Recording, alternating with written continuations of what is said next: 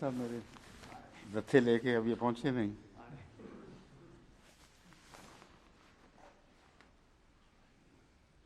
جس رفتار سے ہمارے دتھے بڑھ رہے ہیں آپ کو مزدور رکھنا پڑے گا صاحب.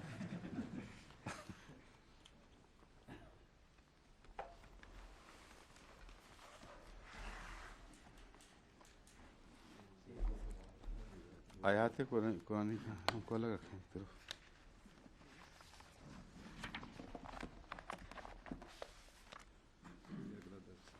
ٹھیک ہے. آج کا درس شروع کرنے سے پہلے کل کا قرض چکا دینا ضروری ہے. ہم بات کر رہے تھے کہ قرآن کی روح سے کیا تصویر ابھرتی ہے اور اس کے مقابل پر بائبل اور تاریخ دان کیا کیا باتیں کرتے ہیں. تو اس ضمن میں قرآن کریم کی کچھ آیات میں نے کل آپ کو سنائی تھیں. اس مضمون پہ واپس آنے سے پہلے میں بائبل کا بتانا چاہتا ہوں کہ بائبل نے اس میں کیا کردار ادا کیا ہے. حضرت موسیٰ کے واقعات کو ابھارنے پر، ان کو مٹے ہوئے نقوش کو تازہ کرنے میں اور ایک کہانی ذہنوں میں تعمیر کرنے میں بائبل نے کیا کردار ادا کیا ہے. ایجپٹولوجسٹ جو ایجپٹ کی تاریخ کو آثار قدیمہ سے پڑھتے ہیں، ان کے بیانات بہت حد تک اس لحاظ سے قابل اعتماد ہیں کہ جو لکھا ہوا وہ انہوں نے پڑھا اور اس کے مطابق ایک تاریخی منظر کریٹ کیا ہے. ان تاریخی مناظر کا حضرت موسیٰ کے واقعات کے ساتھ کوئی لنک نہیں، کوئی تعلق نہیں ہے، کیونکہ وہ سارا تاریخی مواد حضرت موسیٰ اور فرعون کے آپس کے مقابلے کا کوئی ذکر تک نہیں کرتا. بلکہ اسرائیل کا نام بھی پہلی بار من فتح کے زمانے میں ایک سٹیلی پہ ملا ہے، ورنہ اسرائیل کا نام تک نہیں ملتا. اس لیے ایک طرف ان کا ہے تاریخ دانوں کا اور مصر کے ماہرین کا نظریہ، صرف سیکولر حد تک وہ نظریہ بہت حد تک قابل قبول ہے، مگر کلیتاً نہیں. سیکولر سے مراد ہے غیر مذہبی تاریخ جو مصر کی وہ پیش کرتے ہیں، چونکہ اس میں ان کے کوئی تعصبات شامل نہیں ہیں. وہ حوالے ان تحریروں کے دیتے ہیں جو آج تک کندہ ہو موجود ہیں. ایک حد تک قابل اعتبار اس لیے کہ اس تاریخ میں جو بھی ماہر ہیں ان سب کا یہ متفقہ مسلک نظر آتا ہے کہ ایجپشن اپنی تاریخ کی حفاظت میں پوری طرح دیانتدار نہیں تھے. فرعین مصر کی ہر ناکامی، ہر نامرادی اور ہر ذلت امیز واقعہ کو وہ چھپاتے تھے اور ہر کامیابی کو بڑھا کر بیان کیا کرتے تھے. اس لیے اس حد تک یہ ناقابل اعتبار ہے، اس سے زیادہ نہیں. اس لیے اگر حضرت موسیٰ اور ان کے ساتھیوں کا اور مقابلے کا کوئی ذکر نہیں تو وہ یہ سمجھتے ہیں کہ وہ ظاہر وجہ ہے کہ اس زمانے میں ان کا تکبر یہ اجازت ہی نہیں دیتا تھا کہ ایک شخص ہے اب مزدوروں کا نمائندہ بن کے لیبر لیڈر بنا ہوا ہے، وہ کہتا ہے اس لیبر کو آزاد کرو، ہم اس کو اپنی عظیم تاریخ میں کیوں مذکور کریں. تو اس کو نظر انداز کر دیتے ہیں. خاص طور پر اگر اس کے ہاتھوں سے زک اٹھا گیا ہو بادشاہ، پھر تو اس کی ہوا تک نہیں آنے دیں گے ذکر میں. اور یہی انہوں نے کیا ہے. یہ اندازہ ہے مورخین کا کیوں نہیں ہوا. لیکن جن فرعین کے زمانے ایک دوسرے کے بعد بیان کیے جاتے ہیں، کون کس کا بیٹا تھا اور عموماً کتنی عمر انہوں نے پائی، اس کا بائبل سے انہوں نے بائبل کا کوئی سہارا نہیں لیا. یہ انہوں نے تاریخی تختیوں سے پڑھا ہے. اس لیے اس حصے کو ہم کسی حد تک، بہت حد تک بلکہ، قبول کرنے کے پابند ہیں، کیونکہ کنفیوژن موجود ہونے کے باوجود بالعموم یہ تصویر بالکل مسلسل اور مربوط ہے.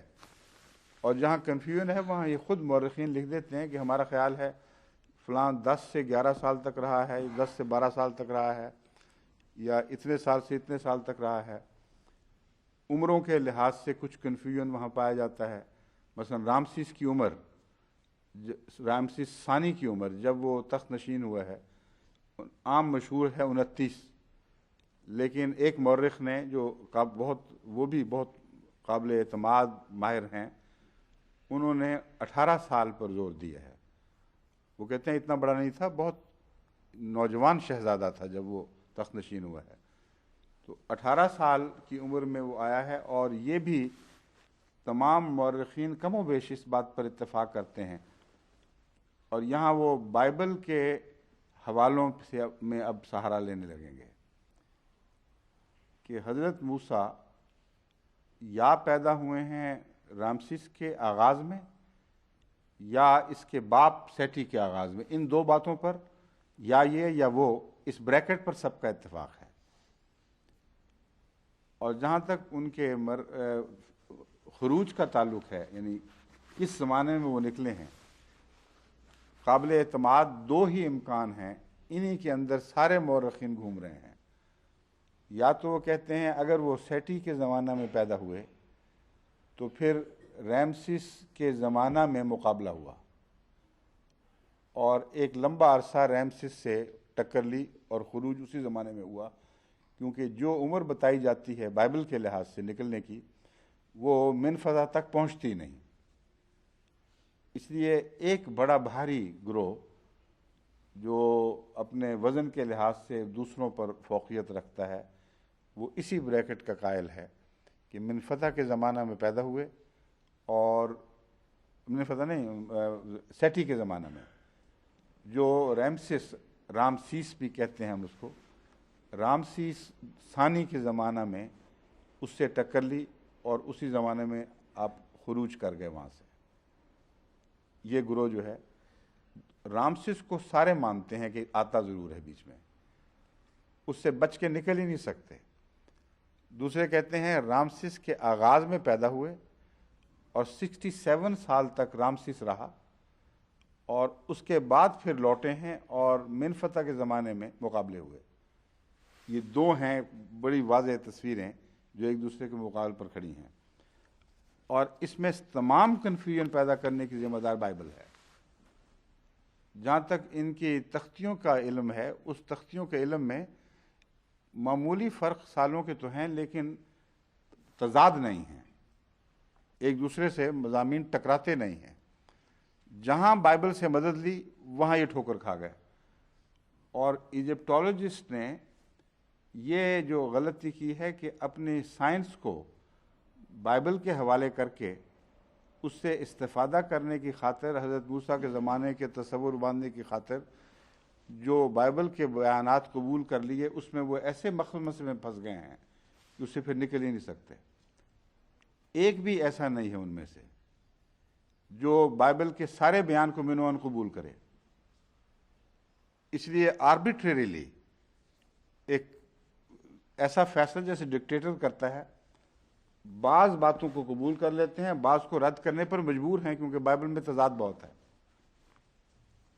اور وہ سارے ایسے ہیں جو فرعون کے غرق ہونے کے واقعہ کا جو بائبل میں بڑے واضح ذکر ہے، اگر وہ اتنی اوتھینٹک کتاب تھی تو اس کا ذکر کیوں نہیں کرتے؟ اللہ ماشاءاللہ آخر پہ آ کر جو قرآن اور بائبل کا مقابلہ کرنے والا، موازنہ کرنے والا مصنف ہے بکائی، وہ ذکر کرتا ہے، اور یہی ذکر کرتا ہے کہ وہ جان بوجھ کر اس کو چھوڑ رہے ہیں۔ وجہ یہ ہے کہ ان کی بے بسی ہے۔ جو تاریخ اس زمانے کی قطعی طور پر ثابت شدہ ہے، اس میں تاریخ میں کسی فرعون کے ڈوبنے کا ذکر نہیں۔ یہ درست ہے کہ ہو سکتا ہے ذکر نہ ہو، لیکن وہ ڈوبا ہو، مگر وہ تھا کون پھر؟ اگر رامسیس ڈوبا ہے تو اس کے بعد رامسیس کی پوری تاریخ کیسے محفوظ ہے؟ ایک ڈوبنے کے واقعہ سے صرف نظر تو کیا جا سکتا ہے کہ ذکر نہ کیا جائے کہ ڈوبا تھا، لیکن جس وقت یہ ایکسوڈس بناتے ہیں، حضرت موسیٰ چھوڑ کر چلے گئے ہیں، اس کے بعد ڈوبا ہوا فرعون 20-25 سال حکومت کیسے کر سکتا ہے؟ اور وہ ساری تاریخ بنتی چلی جاتی ہے اور لکھی چلی جاتی ہے، اور اس کا جو جانشین ہے وہ اس وقت کو نہیں جانشین بنتا پھر، ایکسوڈس کے وقت، وہ 25 سال کے بعد کیوں جانشین بنایا جاتا ہے؟ صاف پتہ چل رہا ہے کہ رامسیس کے بارے میں اور اس کی لاش کا جو موازنہ ہے اس کو دیکھ کر قطعی طور پر یہ بات ثابت ہے کہ وہ بڑی عمر کا بیماریوں سے مارا ہوا فرعون ہے۔ ڈاکٹروں نے جو اس کی تحقیق کی ہے اس سے پتہ چلتا ہے کہ اس کو ایک قسم کی، ایک تو وہ آرٹریوسکلوروسس کی علامتیں بڑی ہیں، اس کا جو آخری دور ہے بڑی بے چارگی میں کٹا ہے، اسی لیے اس کی حکومت انحطاط پذیر ہوئی ہے بڑی تیزی سے آخری سالوں میں، اور دانتوں کی ایسی بیماریاں تھیں، اس کی جڑیں جو نظر آئی ہیں، تحقیق کی گئی ہے، جو بھی کھوج لگایا ہے اہل علم نے وہ کہتے ہیں کہ بڑی تکلیف دہ بیماری تھی اس کو دانتوں کی، اور اس دانتوں کی بیماری سے وہ مرا ہے، اور اس کے آثار ممی کے، اس کی ہڈیوں کے جو بھی انہوں نے ایکس رے وغیرہ لیے ہیں وہ یہی بتاتے ہیں کہ یہ مرا طبی موت ہے اور بیماری سے مرا ہے، اور عمر اس کی 95 یا 100 سال کے قریب تھی جب وفات ہوئی ہے۔ تو اس فرعون کو اب غرق کیسے کریں؟ وہ کہاں غرق کریں؟ یہ مصیبت ہے۔ اس لیے وہ بائبل کے غرق والے واقعہ سے صرف نظر کر جاتے ہیں۔ تمام مورخین مجبور ہیں کہ کم سے کم اس بیان کو غلط سمجھیں، اور جب اس کو غلط سمجھنے پر مجبور ہیں تو باقی تاریخ پر انحصار کی کیا دلیل ہے، جبکہ وہ تاریخیں خود ایک دوسرے کو جھٹلاتی چلی جا رہی ہیں، اور اس بات کو بے وجہ مان گئے ہیں کہ ایک فرعون کے زمانے میں پیدا ہوا دوسرے میں مرا، اس نے مصیبت ڈالی ہوئی ہے۔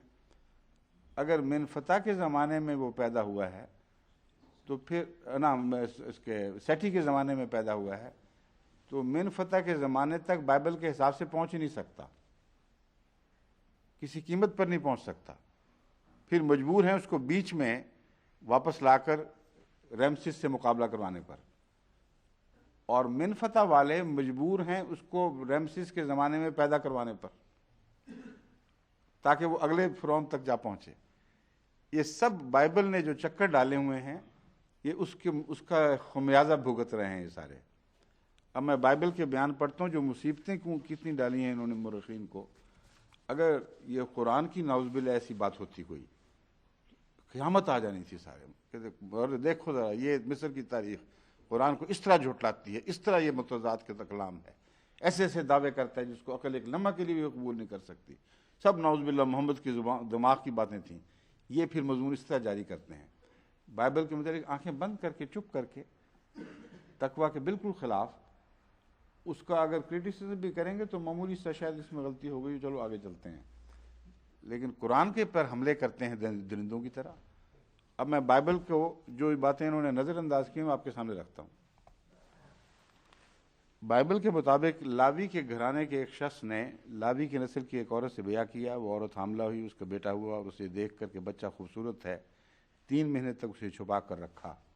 یہ حضرت موسیٰ کی والدہ کا ذکر ہے۔ اور پھر زیادہ چھپا نہ سکی تو سرکنڈوں کا ایک ٹوکرا لیا اور اس پر چکنی مٹی اور رال لگا کر لڑکے کو اس میں رکھا اور اسے دریا کے کنارے جھاؤ میں چھوڑ آئی۔ اب دریا کے کنارے جھاؤ میں چھوڑ آئی، یہ قرآن کریم کے بیان سے متضاد ہے۔ قرآن کریم کہتا ہے ایک بکس میں جس میں پانی سیپ نہ کر سکے، مضبوط بکس بنا، اس میں رکھ اور دریا میں بہا تاکہ لوگوں کی نظر میں آئے۔ جھاؤ میں چھپا ہوا کچھ پڑا ہوا نظر میں کیسے اتفاقاً آتا ہے؟ ہوتا تھا 10 دن نظر نہ آئے تو لڑکا تو وہیں مارا گیا نا۔ پھر وہ یہ کس طرح اس کو یقین ہو گیا تھا کہ جھاؤ میں ہوگا تو فرعون کی لڑکی نکلے گی اور اسی وقت اس کو دیکھ لے گی، یا کوئی بھی دیکھنے والا دیکھ لے گا کہ کیا بہہ رہا ہے؟ تو قرآن کہتا ہے کہ بالکل جھاؤ واؤ کوئی نہیں تھا، وہ دریا میں بہانے کا فرمایا تھا تاکہ ایک بہتا ہوا بکس سب کی نظر پکڑے اور توجہ پیدا ہو، اور وہ خود اگر کنارے نہ لگے تو لوگ دیکھیں تو کہ کیا بہہ رہا ہے۔ یہ ایک طبی امر ہے۔ دوسری آگے جا کے بائبل یہ کہتی ہے اس کی بہن دور کھڑی تھی، اس نے دیکھا، پھر فرعون کی بیٹی آئی، اس نے کہا کہ میں تمہیں بتاتی ہوں۔ تو یہ ساری باتیں فی الحال محل نظر نہیں ہیں، میں آگے چلتا ہوں۔ صرف بیٹی کا واقعہ ہے جو بیٹی کا ذکر کرتی، یہ کوئی بعید نہیں. ہمیں اس کو تسلیم کرنے میں کوئی عقلی روک نہیں ہے، کیونکہ قرآن نے جو موسیٰ کی فرعون کی بیوی کا ذکر فرمایا ہے، اس نے کہا تھا کہ ہم اس کو اپنا لیں، وہ اس سے اس لیے متصادم نہیں کہ ضروری تو نہیں کہ فرعون کی بیوی دریاؤں پہ پہنچ کے نہاتی ہو، یہ تو بعید از قیاس ہے. یہ ممکن ہے کہ انہوں نے دریافت کیا ہو بیٹیوں نے. بعید از قیاس اس طرح تو نہیں کہ بعض دفعہ شاہی خاندانوں کے لیے بعض جگہ مخصوص کر دی جاتی ہیں، جا تو سکتی ہے، بعید از قیاس تو نہیں، مگر یہ زیادہ امکان نظر آتا ہے مجھے کہ بچیاں گئی ہوں، خاندان کی بچیاں، شاہی خاندان کی بچیاں وہاں وہ پکنک منا رہی ہوں، دریاؤں میں نہا رہی ہوں، اس وقت یہ واقعہ ہوا ہو. اور لڑکی نے پھر لازماً آ کے اپنی ماں کے سپرد کیا ہوگا کہ یہ دیکھو یہ بچہ پکڑا ہے. ماں کا اس پہ دل آ گیا ہے اور اس نے یہ کہا جو قرآن کریم بیان فرماتا ہے کہ کیوں نہ ہم اس کو اپنے پاس رکھ لیں، تاکہ یہ پہلے کہتی ہے کہ میری آنکھوں کی پھر ہماری آنکھوں کی ٹھنڈک بھی بنے. یہ جب آیت آئے گی پھر میں صحیح ترجمہ کر کے آپ کو بتاؤں گا. اس وقت میں بائبل کی بات آگے چلاتا ہوں. وہ واقعہ جو ہے، پھر ماں آئی، پھر اس کے ساتھ دودھ پلانے کا معاملہ طے ہوا، اس کے پاس رکھوایا گیا امانتاً. یہ سب باتیں ایسی ہیں جن میں قرآن کریم سے کوئی متضاد ایسا بیان نہیں ہے کہ ہم اس کو نمایاں طور پر پیش کریں. یہاں سے بات پھر دوسری شروع ہو جاتی ہے. اتنے میں جب موسیٰ بڑا ہوا تو باہر اپنے بھائیوں کے پاس گیا اور ان کی مشقتوں پر اس کی نظر پڑی، اور اس نے دیکھا کہ ایک مصری اس کے ایک عبرانی بھائی کو مار رہا ہے. اس سے تو یوں لگتا ہے جیسے پہلی دفعہ باہر نکلا تھا اور مشقتوں پر نظر پڑی اور اس نے دیکھا کہ مار رہا ہے. یہاں بائبل اور قرآن کے بیان میں یہ فرق ہے کہ قرآن کریم کی روح سے پہلا واقعہ جو ایک دن پہلے کا گزرا ہے، جو یہ واقعہ بیان کر رہی ہے بائبل، یہ دو واقعات ہیں. ایک پہلا واقعہ، یہ پہلا واقعہ ہے، ایک اس کے بعد دوسرے دن واقعہ ہوا ہے. پہلے واقعہ میں بھی حضرت موسیٰ کے قوم کے ایک شخص کی لڑائی آپ کے مشترکہ دشمن یعنی فرعونیوں کے قوم سے تعلق رکھنے والے ایک شخص سے تھی، اور دوسرے دن بھی بین ہی یہی ہوا تھا کہ حضرت موسیٰ کی قوم کا ایک شخص اپنے عدو سے لڑ رہا تھا، یعنی وہ ایک اور دشمن تھا. بائبل کہتی ہے کہ پہلے دن تو مقابلہ دشمن سے تھا، دوسرے دن وہ اسرائیلی آپس میں ہی لڑ رہے تھے. یہ بات کر رہی ہے جو قرآن کریم کے بیان کے مقابل پر اس لیے کمزور ہے کہ اس اسرائیلی نے دھمکی دی تھی موسیٰ کو، اگر یہ اسرائیلی ہے بائبل کے بیان کے مطابق، کہ تو نے کل بھی کروا دیا تھا، آج پھر کر رہا ہے، تو پھر تو جبار بننا چاہتا ہے. وہ اسرائیلی تو ان کے ہم قوم تھا، وہ حضرت موسیٰ کو یہ دھمکی نہیں دے سکتا تھا، اور اس کو اطلاع ہونے پر حضرت موسیٰ اتنے پینکی نہیں ہو سکتے تھے. دوسرا جو دشمن تھا، جب اس کے معاملے میں دوبارہ دخل دیا ہے حضرت موسیٰ نے، تو اس نے پلٹ کر کہا ہے کہ تو جبار بننا چاہتا ہے، اور کل بھی تو نے ایسا ہی کیا تھا.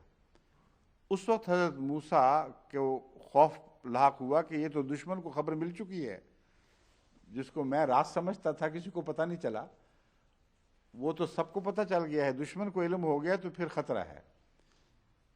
پھر وہ کچھ چھپے ہیں کچھ عرصے کے لیے، اور پھر مخبر نے ان کو خبر دی ہے کہ باتیں ہو رہی ہیں قرآن کے بیان کے مطابق، فرعون تجھے قتل کرنے کا ارادہ کر رہا ہے، یہاں سے نکل جا. یہ ہے قرآن کریم کا بیان. بائبل کا بیان یہی ہے کہ دوسرے دن مصری اس کے ایک عبرانی بھائی کو مار رہا ہے. پھر اس نے ادھر ادھر نگاہ کی اور جب دیکھا کہ وہاں کوئی دوسرا آدمی نہیں ہے تو اس مصری کو جان سے مار کر اسے ریت میں چھپا دیا. جان سے مار کر ریت میں چھپا دیا. جو یہ ترقب و خائفن والا مضمون جو ہے، یہ قرآن کریم نے بعد میں بیان کیا ہے، پہلے نہیں، اس لیے کنفیوژن ہے. وہ چھپ کر ادھر ادھر جو دیکھ رہے تھے حضرت موسیٰ، وہ دوسرے دن جب نکلے ہیں باہر، جب خبر عام ہو گئی ہے اور نکلنا چاہتے تھے، تو اس وقت ڈر کے مارے دیکھ رہے تھے. کوئی دیکھ تو نہیں رہا. لوگ اس وقت کم و بیش نیند کی حالت میں تھے. پہلے دن کا واقعہ نہیں ہے یہ. بائبل اس کو پہلے دن کی طرف منسوب کرتی ہے۔ پھر دوسرے دن وہ باہر گیا اور دیکھا کہ وہ عبرانی آپس میں مار پیٹ کر رہے ہیں، دو عبرانی آپس میں مار پیٹ کر رہے ہیں۔ تب اس نے اس کا جس کا قصور تھا کہ تو اپنے ساتھی کو کیوں کہا کہ تو اپنے ساتھی کو کیوں مارتا ہے، اس نے کہا تجھے کس نے ہم پر حاکم یا منصف مقرر کیا؟ کیا جس طرح تو نے اس مصری کو مار ڈالا تو مجھے بھی مار ڈالنا چاہتا ہے؟ تو یہاں دھمکی منسوب کی ہے بائبل نے حضرت موسیٰ کے ہم قوموں کی طرف، اور وہ جو زیادتی کرنے والا تھا، جس کی مدد کی تھی، وہی دھمکی دیتا ہے پھر کہ جس طرح کل اس کو مارا تھا اب تو مجھے مارے گا۔ یہ قرین قیاس ویسے نظر آتا ہے کہ نہیں، دو قوموں کا جب مقابلہ تھا، معلوم ہوتا ہے اس زمانے میں فرعین مصر کے خلاف ایک عام رو چل پڑی تھی بنی اسرائیل میں، اور ان کی جب لڑائیاں ہوتی تھیں تو ایک دوسرے کے ساتھ ہمدردیاں ہوا کرتی تھیں۔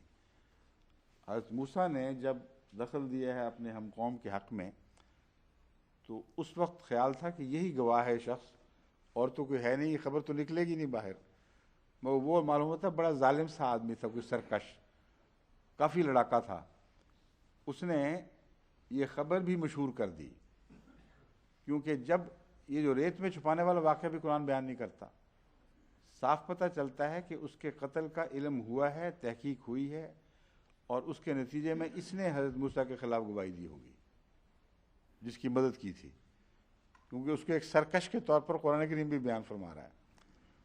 دوسرے دن پھر وہ لڑ پڑا ایک اور سے، اس وقت پھر حضرت موسیٰ کو بلایا اس نے مدد کے لیے، تو جو دوسرا تھا مصری، اس کو پتہ چل چکا تھا کہ کیا واقعی شہرت ہو گئی تھی۔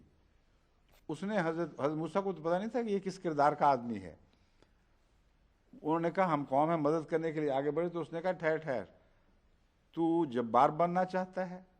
جس طرح کل تو نے ایک آدمی کو قتل کیا تھا، آج تو مجھے قتل کرنے کے درپے ہے۔ یہ زیادہ معقول قرین قیاس واقعہ ہے جو قرآن کریم بیان کر رہا ہے، اور اس پر حضرت موسیٰ کو سمجھ آ گئی کہ یہ بات پھیل گئی ہے۔ پھر حق میں یہ گواہی بعد میں ملی کہ وہاں فیصلے ہو رہے ہیں۔ البتہ اس عرصے میں حضرت موسیٰ چھپتے پھرتے تھے اور احتیاط سے قدم باہر رکھتے تھے۔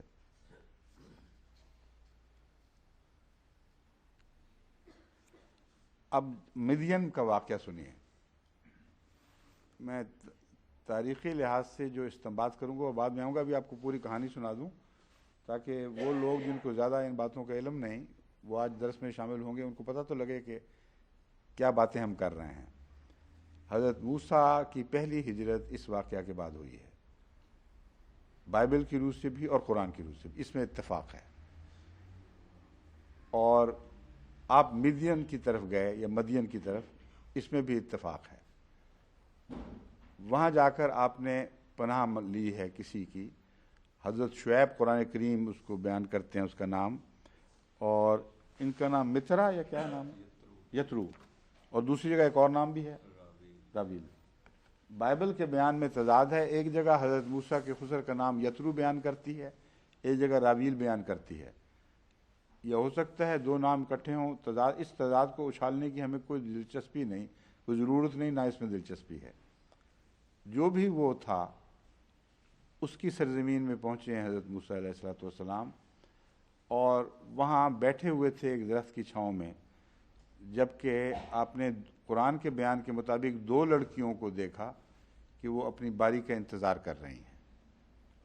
بائبل کے بیان کے مطابق 7 لڑکیاں تھیں اور باری کا انتظار نہیں کر رہی تھیں، پانی بھر بھر کے وہ مشکیزیں بھر رہی تھیں اپنے، تاکہ بھیڑوں کو پانی پلائیں۔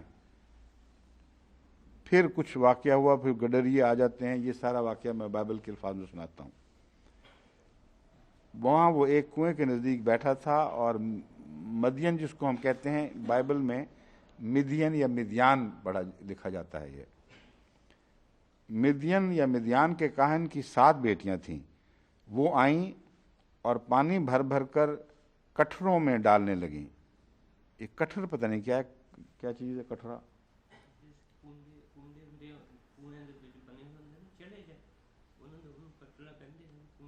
اچھا، पंजाबी लिखा है अंदाजा है कि बड़ा सा बनाया हो तब जा टोया खोदया हुए। हाँ ठीक है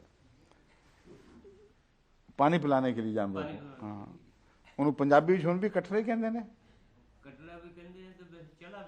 नहीं चला छड़ दो कटला कहते ने कटला या कठरा कटला या कठरा कठड़ा है ऐसे भी कठरा ही लिखा है वही होएगा।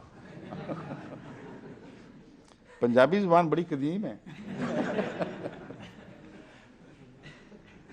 ताकि अपने बाप की भेड़ बकरियों को पिलाएं, गडरिये आकर उनको भगाने लगे। और तरह की कहानी है, गडरिये आकर उनको भगाने, लेकिन मूसा खड़ा हो गया और उसने उनकी मदद की और उनकी भेड़ बकरियों को पानी पिलाया।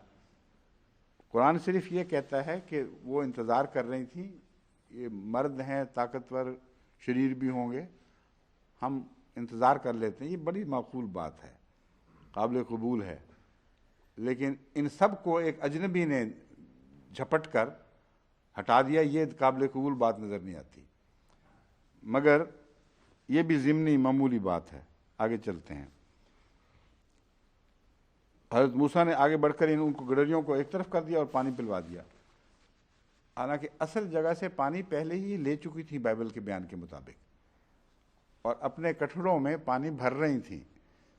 उन कटोरों में वो पानी पिला सकती थी, लेकिन हज़रत मूसा, जो कुरान का बयान है वो ये है कि जिस जगह से पानी लिया जा रहा था वहाँ रश था गडरियों का, और उनमें ये लड़कियाँ घुसना नहीं चाहती थी। ये बिल्कुल माकूल बात है। और फिर आखिर पे जाकर जब फरमाता है कि इस्तिहया के साथ चलती हुई आई है, शर्म से लज्जाती हुई आई है, तो ऐसी ही पाक दामन हयादार लड़कियाँ वैसे ही मर्दों के जमघट में, जिसमें हर किस्म के मिजाज के करख्त लोग हों, घुसना पसंद ही नहीं करती। तो ये बाइबल का बयान भी बहुत, कुरान का बयान भी बड़ा सुस्ता और ऐन इंसानी फितरत के मुताबिक दिखाई देता है।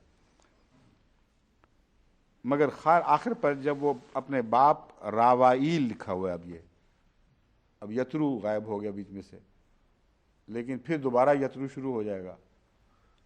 हो सकता है ये रावाईल कोई उनका मनसब हो या कोई, अल्लाह बेहतर जानता है।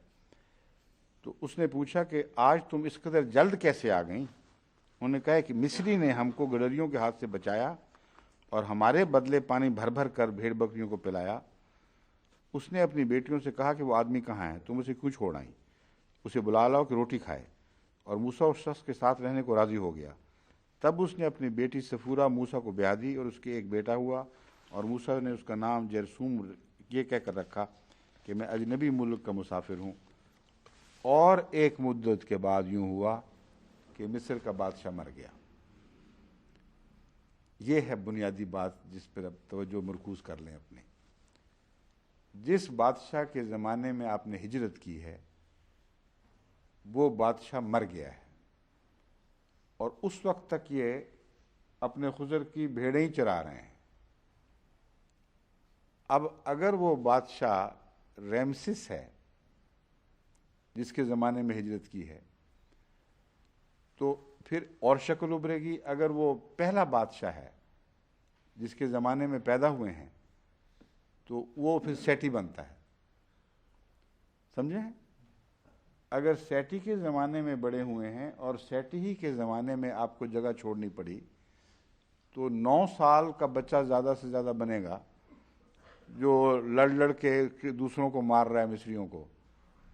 और उसके बाद उसकी हिजरत इतनी लंबी हो जाएगी कि रैमसिस 67 ईयर्स रूल कर चुका है, तब जाकर इनकी वापसी का इम्कान शुरू होगा। समझे हैं? या दूसरी सूरत में मौर्रिखीन ये ज़्यादा पसंद करते हैं, है ना, सेठी जब मर गया है, पहले नज़रिए में यूँ बात बनेगी, सेठी के ज़माने में पैदा हुए, सेठी के ज़माने में हिजरत की, सेठी मर गया तो फिर वापस आए। ये अरसा तो इतना थोड़ा बनता है कि बाइबल का जो दूसरा हिसाब है वो इससे बड़ा सख्त मुतसादिम है। सेठी 10 साल ज़्यादा से ज़्यादा रहा है, بعض کے نزدیک 11 سال تک، 15 تک چلتا ہے، چلو 15 بنا لیتے ہیں۔ 15 سال تک سیٹی مکمل طور پر اس سے زیادہ آگے نہیں بڑھا اس کا راج، اور اس کے زمانے میں اس کے احکام جاری کرنے کے بعد حضرت موسیٰ پیدا ہوتے ہیں بعض لوگوں کے نزدیک۔ اگر یہ تسلیم کر لیا جائے تو سیٹی کے زمانے میں اس کے مرنے سے پہلے، ڈیفینیٹلی اس کے مرنے سے پہلے حضرت موسیٰ کی پہلی ہجرت ثابت ہوگی، جس کا مطلب یہ ہے کہ وہ 8-9 سال کا بچہ تو پھر بھی اتنا ہی بنیں گے۔ 8-9 سال کا بچہ ہجرت کرتا ہے، وہ اکیلا وہاں جاتا ہے، گڈریوں سے لڑتا ہے، کون اس کو قبول کرے گا؟ اور پھر اس کی شادی بھی اسی وقت کروا دی جاتی ہے۔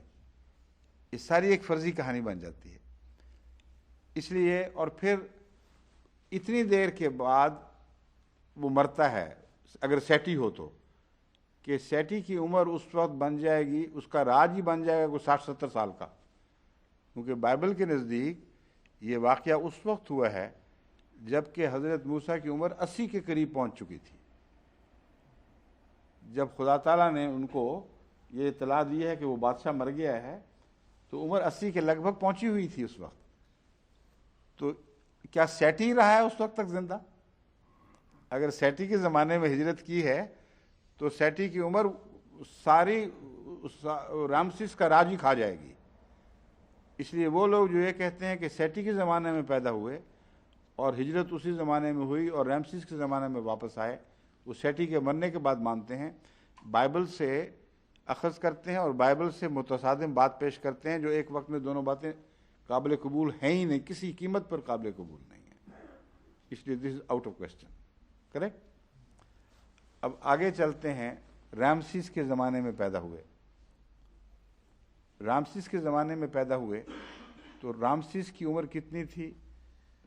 جو جس طرف میرا رجحان ہے، دو کناروں میں سے میں 18 سال والے کو زیادہ قابل قبول سمجھتا ہوں، کیونکہ بتانے والے بتاتے ہیں نوجوان اور بھرپور تھا، اور پھر اس کے بعد اس نے کافی بڑے بڑے مقابلے کیے ہیں، اور موسیٰ سے آنے کے وقت بھی وہ مضبوط اور طاقتور نظر آتا ہے، اس لیے اس کی بہت زیادہ عمر وہاں نہیں بیان کی جا سکتی۔ 18 سال کی عمر میں حضرت موسیٰ علیہ السلام وہاں پیدا ہوئے، اس کی 18 سال کی عمر میں، اور بعض کہتے ہیں 1291 قبل مسیح میں یہ تخت نشین ہوا تھا، بعض کہتے ہیں 1292 قبل مسیح میں یہ تخت نشین ہوا ہے۔ جو 1291 والے ہیں وہی یہ بھی کہتے ہیں کہ اس وقت اس کی عمر 18 سال کی تھی۔ حضرت موسیٰ کی پیدائش 1292 بیان کی جاتی ہے، تو یہ قرین قیاس بات معلوم ہوتی ہے کہ رامسیس جب آیا ہے اس کی حکومت کو 1 سال گزرا ہے، اس عرصے میں اس نے قوانین نافذ کیے ہیں اور بچوں کے قتل کے فیصلہ کیا ہے، اور اس وقت حضرت موسیٰ پیدا ہوئے، گویا کہ قریباً 1 سال بعد۔ تو 91 والی بات زیادہ قرین قیاس ہے۔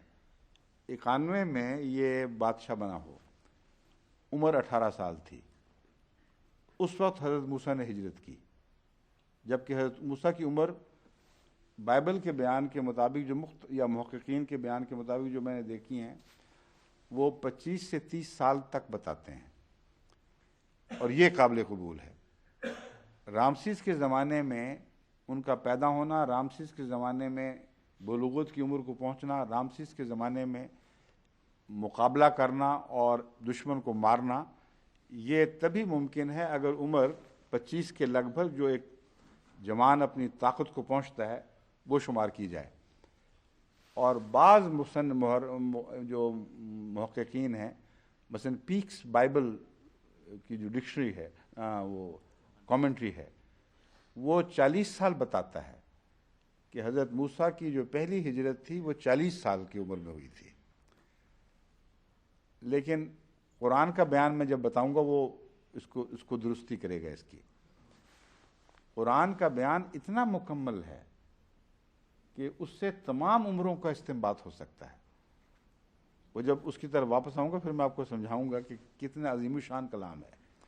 مگر مورخین اور بائبل کے جو مفسرین ہیں ان کے جو اندازے کے دو کنارے ہیں وہ یہ بنتے ہیں کہ یا حضرت موسیٰ کی عمر 25 اور 30 سال کی عمر میں کی تھی جبکہ لڑنے والا واقعہ ہوا اور بادشاہ کی حکومت کو چھوڑ دیا. یہ اس لحاظ سے بھی ثابت ہو جاتا ہے کہ سیٹی ہو ہی نہیں سکتا، کیونکہ سیٹی کے زمانے میں پیدا ہوں اور 25 سال کی عمر کو پہنچ چکے ہوں، جیسا کہ آپ کو پتہ ہے سب مورخین اس کو رد کریں گے. یعنی جو ایجپٹولوجسٹ ہیں، ایجپٹ کی تاریخ کے ماہر، وہ اس کو قبول کر ہی نہیں سکتے.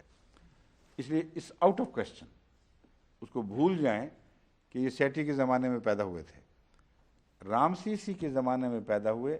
اب یہ گفتگو چلے گی کہ کیا دوسری بریکٹ رامسیس کے زمانے میں پیدا ہوئے اور منفتح کے زمانے میں واپس آئے، یہ قابل قبول ہے کہ نہیں، اور قرآن کریم جو پیش کرتا ہے نقشہ یہ اس کے مطابق ہے کہ نہیں.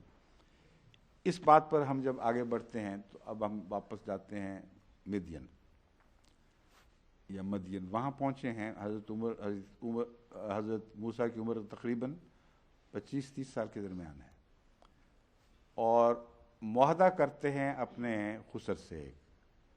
قرآن کریم بیان کرتا ہے کہ اس معاہدے کی پہلی تاریخ جب معاہدہ ختم ہونا تھا وہ 68 سال کے بعد واقع ہوتی ہے. ان کے خسر نے فرمایا تھا کہ میں تم سے اس بات پر معاہدہ کرتا ہوں، تم میری بچی سے شادی کرو. اور اس لیے ضروری تھا کہ اس زمانے میں بچیوں کی حفاظت کے لیے ان کے پاس کوئی بیٹا نہیں تھا.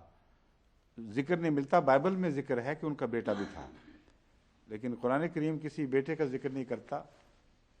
بائبل بھی 7 بیٹیوں کا جانا بتاتی ہے اور بیٹے کا کوئی ذکر نہیں کرتی، لیکن آگے جا کر بیٹے لے آتی ہے کہیں سے.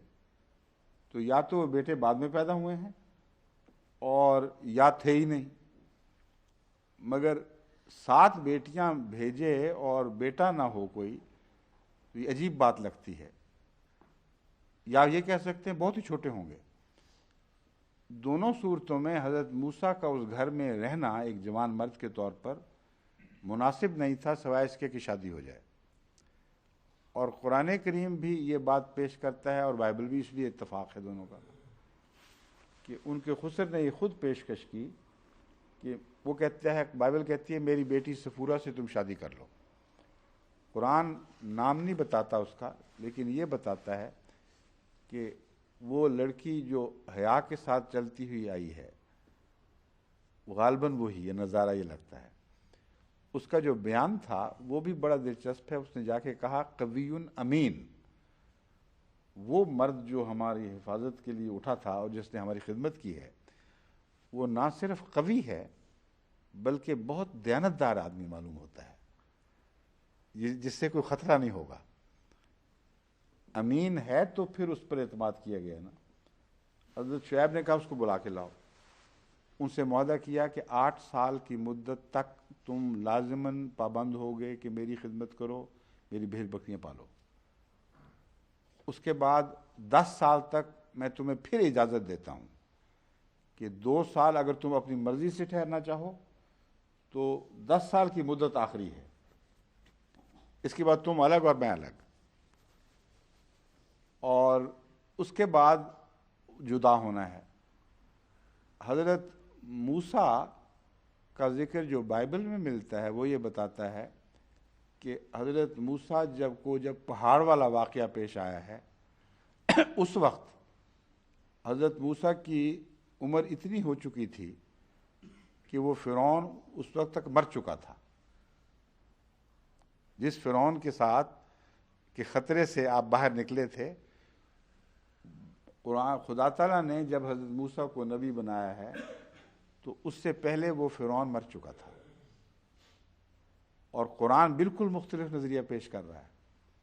اب میں بائبل کے اس نظریے کو آگے بڑھاتا ہوں تو پھر اندازہ کریں کہ کتنا خوفناک اور ناقابل تسلیم بات ہے جو بائبل ہمیں منوانا چاہتی ہے. بائبل کے بیان کے مطابق حضرت موسیٰ وہاں رہے، تقریباً 40 سال وہ بکریاں ہی چراتے رہے. اور خدا تعالیٰ انتظار کرتا رہا کسی بات کا. جب 40 سال گزر گئے اور آگ پر خدا تعالیٰ ظاہر ہوا تو خدا تعالیٰ نے یہ فرمایا کہ اب تجھے کوئی خطرہ نہیں ہے، وہ فرعون مر چکا ہے.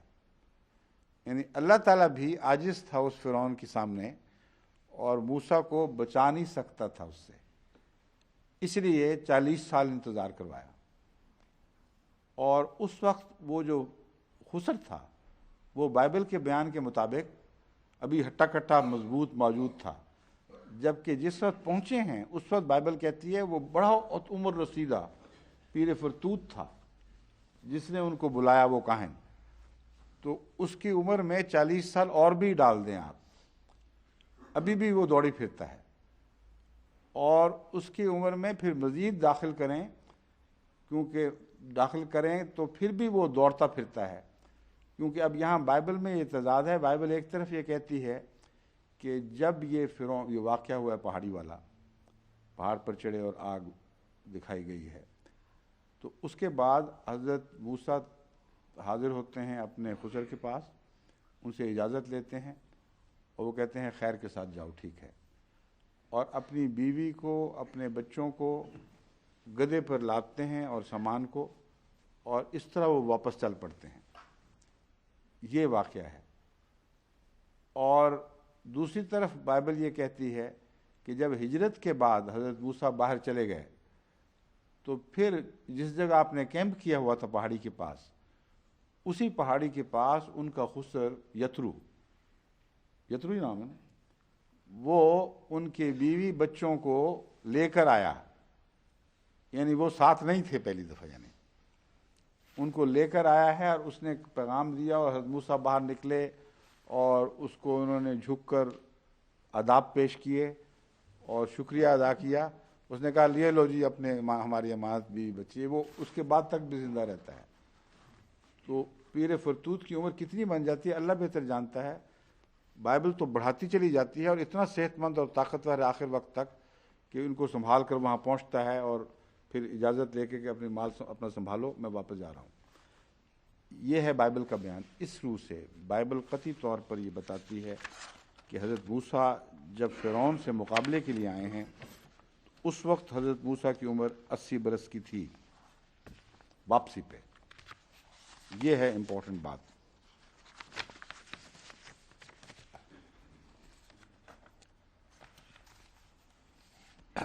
خروج باب 7 آیت 3 تا 7. خدا تعالیٰ نے سمجھایا اس کو حضرت موسیٰ کو کہ یہ کہنا اور یہ کہنا اور ساری باتیں. کہتے ہیں اللہ تعالیٰ فرماتا ہے کہ میں فرعون کے دل کو سخت کروں گا، اپنے نشان اور عجائب ملک مصر میں کثرت سے دکھاؤں گا، تو بھی فرعون تمہاری نہ سنے گا. تب میں مصر کو ہاتھ لگاؤں گا اور اسے بڑی بڑی سزائیں دے کر اپنے لوگوں بنی اسرائیل کے جتھوں کو ملک مصر سے نکال لاؤں گا.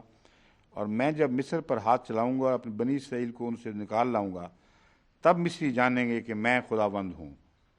موسیٰ اور ہارون نے جیسا خداوند نے ان کو حکم دیا ویسا ہی کیا.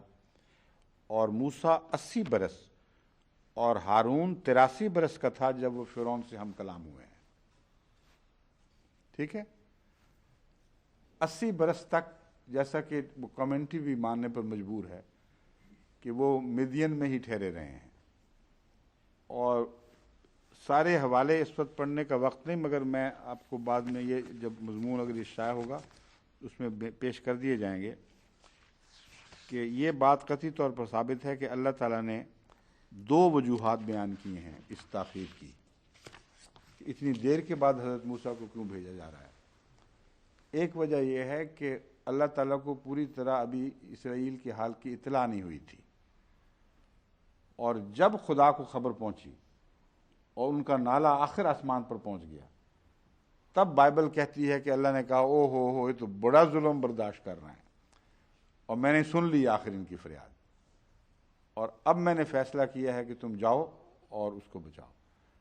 لیکن طاقتور اتنا ہے وہ خدا کہ کہتا ہے کہ جب موسیٰ کہتے ہیں کہ وہ میرا گناہ ہے ان کے اوپر، اس قسم کی باتیں کرتے ہیں، تو کہتے ہیں تم فکر نہ کرو، وہ مر چکا ہے فرعون، اس لیے اب تمہیں اس فرعون سے کوئی خطرہ نہیں ہے۔ تو خدا دو وجہ سے انتظار کر رہا تھا موسیٰ کے بڈھا ہونے کا۔ اول یہ کہ خدا تعالیٰ کو پوری اطلاعات نہیں پہنچی تھیں، اور جب پوری طرح فریاد آسمان تک جا پہنچی اور علم ہوا تو خدا نے فیصلہ کیا، مگر اس فیصلے کی روک راستے میں فرعون مصر روک بنا رہا، کیونکہ اللہ نے حضرت موسیٰ کے عذر قبول کیا کہ واقعی خطرہ تھا، لیکن اب جب کہ وہ مر چکا ہے، وہ خطرہ ٹل گیا ہے، اس لیے اب تم بشک جاؤ۔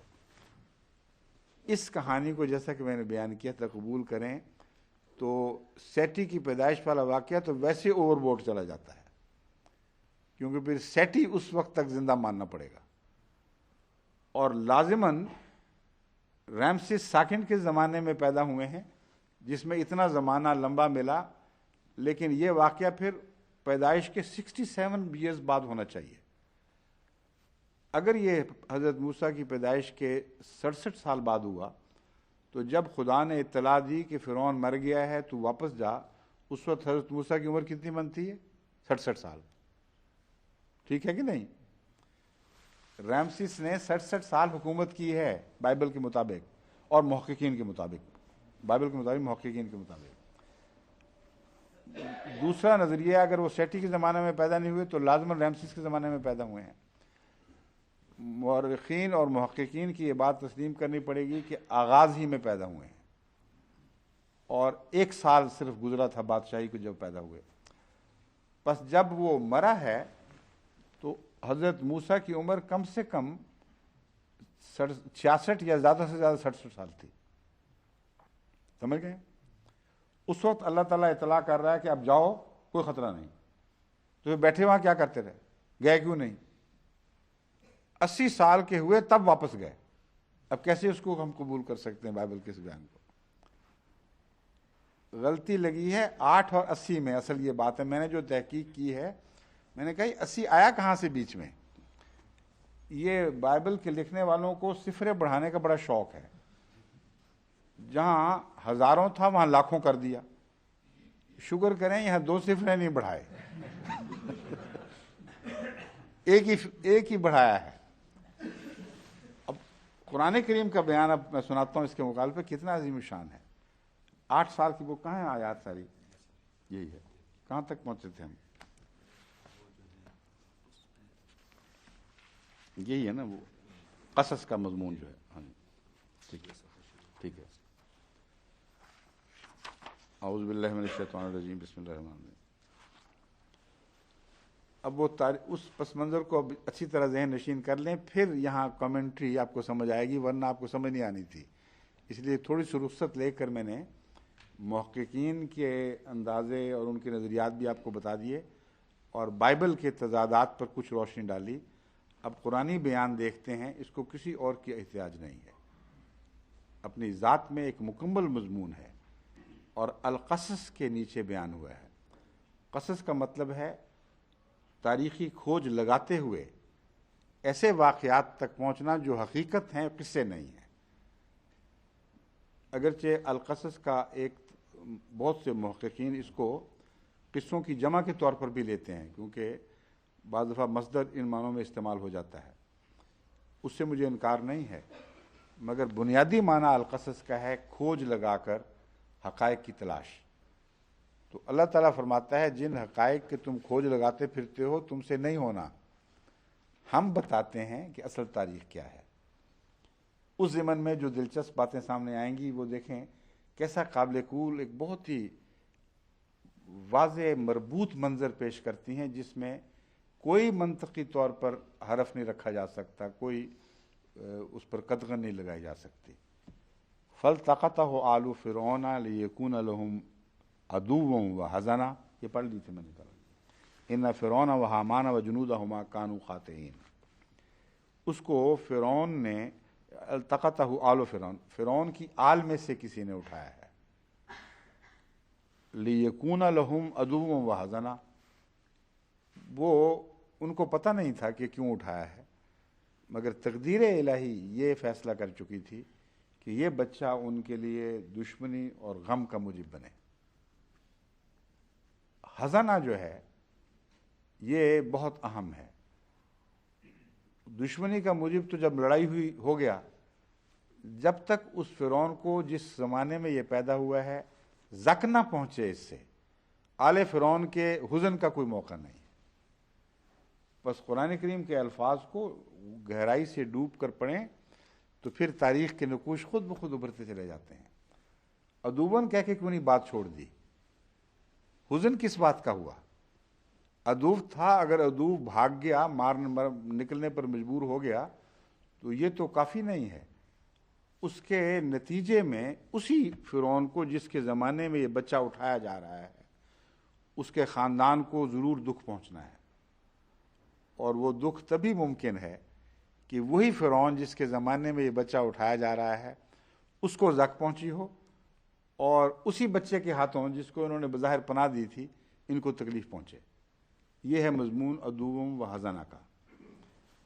اور جہاں تک اس نیک بخت بی بی کا تعلق ہے، اس کی توقعات بالکل مختلف تھیں۔ وقالت امرأۃ فرعون قرۃ عین لی ولک۔ فرعون کی بیوی نے کہا، اوہو میری آنکھوں کی بھی ٹھنڈک اور تیری آنکھوں کی بھی ٹھنڈک۔ اس بیچاری کو پتہ نہیں تھا کہ خدا کی تقدیر کیا ہے، مگر لی والی بات اس کی قائم رہتی ہے کیونکہ وہ ایمان لے آتی ہے، اور لک والی بات پوری نہیں ہوتی، وہاں خدا کی تقدیر اس سے ٹکرا جاتی ہے۔ لا تقتلوہ، اس کا مطلب ہے جب وہ بچہ دربار میں پہنچ گیا ہے اس وقت بھی فیصلہ ہو رہا تھا کہ اسے قتل کر کے پھینک دیا جائے یا نہ پھینکا جائے۔ محض لڑکی کے اپنانے کے نتیجے میں وہ نہیں بچا، بلکہ جب دربار میں پہنچا ہے تو پھر بڑے بڑے سردار اکٹھے ہوئے ہوں گے، یہ کیا اٹھا لائی ہے لڑکا، اور ہے یہ یقیناً عبرانیوں کا بچہ، اور ہم بادشاہ کا حکم ہے کہ ہر کو ذبح کیا جائے، اس کو بادشاہ کے گھر میں پلنے دیا جائے۔ یہ کچھ گفتگو وہاں چلی ہے۔ تو حضرت آسیہ جو فرعون کی نیک پاک دامن بی بی تھیں، جن کا قرآن نے بہت تعریف سے ذکر فرمایا ہے، انہوں نے دخل دیا ہے اس مشورے کے دوران۔ کہتی ہیں میری اور تیری آنکھوں کی ٹھنڈک بنے گا، لا تقتلوہ، ہرگز قتل نہ کرو اس کو، عسیٰ ان ینفعنا اور نتخذہ ولدا وہم لا یشعرون۔ ابھی بات شہرت نہیں پائی، پھیلی نہیں ہے، ہو سکتا ہے ہم اسے اپنا بیٹا ہی بنا لیں اور لوگوں کو کچھ پتہ نہ ہو کہ کیا واقعہ ہوا ہے۔ یہ جو بات ہے بتا رہی ہے کہ اس وقت اس بیوی کا بیٹا کوئی نہیں تھا۔ وہ جو بیٹے بعد میں ہوئے ہیں وہ دوسری بیویوں سے ہوئے ہیں کثرت سے، ان کا بھی اگر بعد میں کوئی بیٹا ہو گیا ہو تو اس بات سے اس کا ٹکراؤ نہیں ہے۔ ایک اور طبی بات یہ ہے کہ فرعون کی عمر اگر 18 سال کی تھی جب وہ تخت نشین ہوا ہے، تو 1 سال کے اندر یہ واقعہ ہو گیا حضرت موسیٰ والا، تو قرین قیاس ہی نہیں ہے کہ اس وقت کئی بچے ہو چکے ہوں۔ اس لیے وہ بیٹی والا واقعہ پہلی فرعون کی کوئی بیٹی ہوگی۔ اگر بائبل کہتی ہے تو قرآن تو کسی بیٹی کا ذکر ہی نہیں کر رہا، آل فرعون کہتا ہے۔ آل فرعون نے اس کو دریافت کیا تھا، آل فرعون اس کو اٹھا کے لے گیا تھا۔ تو آل فرعون میں کئی قسم کی بچیاں، پہلے فرعونوں کی بیٹیاں، خاندان بڑا وسیع تھا، حرم بھی اس زمانے میں ہوا کرتے تھے۔ تو وہ لوگ جو آل فرعون کہلاتے تھے وہ وہاں پکنک منا رہے تھے، جب ان میں سے کسی نے دیکھا اور اس کو لے لیا۔ جب وہ دربار میں پہنچا ہے بچہ، تب یہ فیصلہ ہونے لگا تھا کہ اس کو قتل کر دو۔ تو 2 دفعہ اللہ نے حضرت موسیٰ کو قتل سے بچایا ہے، اور حضرت موسیٰ کے معاملے میں تکرار جو ہے، ایک دفعہ پھر دوسری دفعہ، یہ بار بار ملتی ہے۔ اور اللہ تعالیٰ قرآن کریم میں اس مضمون کو بڑی فصاحت و بلاغت کے ساتھ بیان فرماتا ہے کہ 2 دفعہ کیوں کرتا تھا، کیا تعلق ہے 2 دفعہ کا۔ حضرت موسیٰ بات کرتے وقت بھی اٹکتے تھے اور 2 دفعہ بولنا پڑتا تھا ان کو۔ تو یہ عجیب واقعہ ہے کہ حضرت موسیٰ کے ساتھ یہ 2 کا مضمون بڑے دلچسپ انداز میں جاری ہے۔ قتل سے اس وقت خدا نے بچا لیا اور آسیہ اس کا موجب بنی۔ اس وقت تک ان کی اولاد نہیں تھی، اس لیے بعد میں اولاد ہو جائے تو کوئی بعید نہیں، کیونکہ وہ اس زمانے میں آغاز میں ممکن بھی نظر نہیں آتا کہ اتنی جلدی ان کا بچہ ہو گیا ہو۔ پھر اللہ تعالیٰ فرماتا ہے وَأَصْبَحَ فُؤَادُ أُمِّ مُوسَىٰ فَارِغًا، پھر موسیٰ کی اماں کا دل ہم نے کھول دیا، فراغت، اس کو فراغت نصیب ہوئی. ان کادت لتبدی بہ لولا الربطنا علی قلبہا لتکون من المؤمنین. ہاں، موسیٰ کا دل، موسیٰ کی ماں کی بات، ان کادت لتبدی بہ، اس کو خدا تعالیٰ نے صبر عطا فرمایا ہے غیر معمولی طور پر، اس کے دل کو فراغت نصیب فرمائی. ورنہ اتنا غم تھا اس بیٹے کی جدائی کا کہ اگر وہ غم ظاہر ہو جاتا اور واویلا کرتی تو پھر جو خدا کی تقدیر تھی کہ کس طرح بیٹا اس کو واپس ملے گا یہ نہیں ہو سکتی تھی، پھر شور پڑ جاتا اور وہ پلان ہی ساری بیکار چلی جاتی. لولا الربطنا علی قلبہا کادت لتبدی بہ، عین ممکن تھا کہ وہ اس غم کو ظاہر کر دیتی، مگر ہم نے اس کے دل کو ربط عطا فرمایا لتکون من المؤمنین، تاکہ اس کو اور ایمان بڑھے کہ ہم نے جو اس سے وعدہ کیا تھا کہ یہ بیٹا بچے گا، نقصان سے محفوظ رہے گا اور بڑے ہو کر عظیم کارنامے سر انجام دے گا، اس پر اس کا ایمان بھی قائم ہو جائے. وقالت لأختہ قصیہ فبصرت بہ عن جنب وہم لا یشعرون. یہاں پہلا واقعہ بیان کر کے ہمارے پڑھنے والے کے ذہن سے یہ خطرہ دور فرما دیا ہے کہ جو بچہ جا رہا ہے اس کو کہیں ڈوب ہی نہ جائے.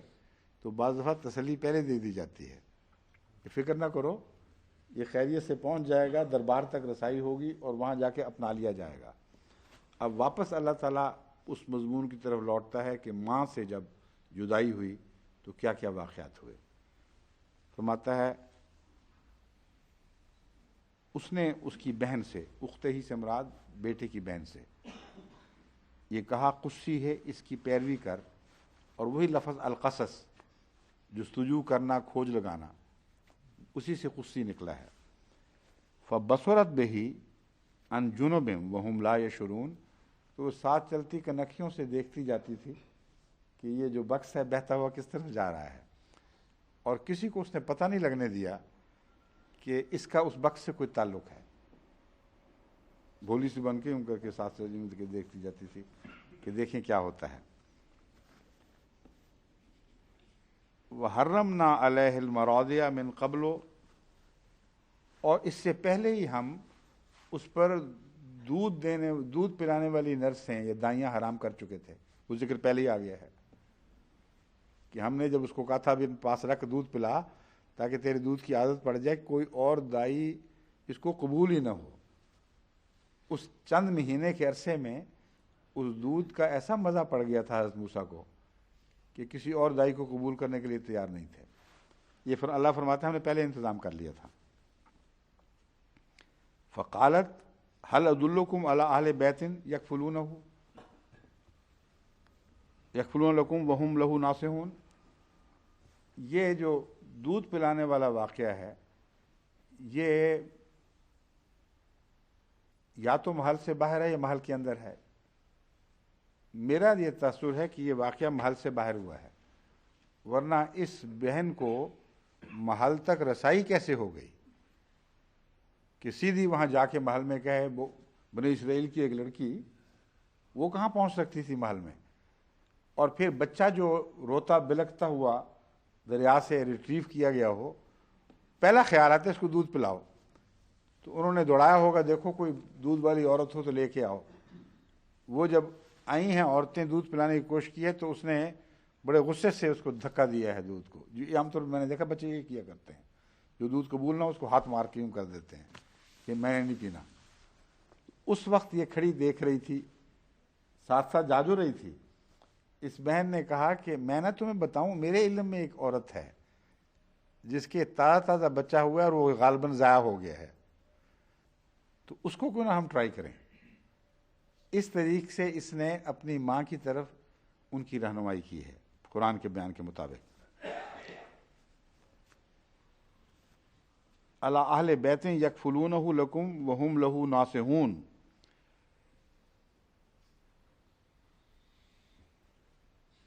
ہم اہل بیت تمہیں ایک ایسے مل جائیں گے.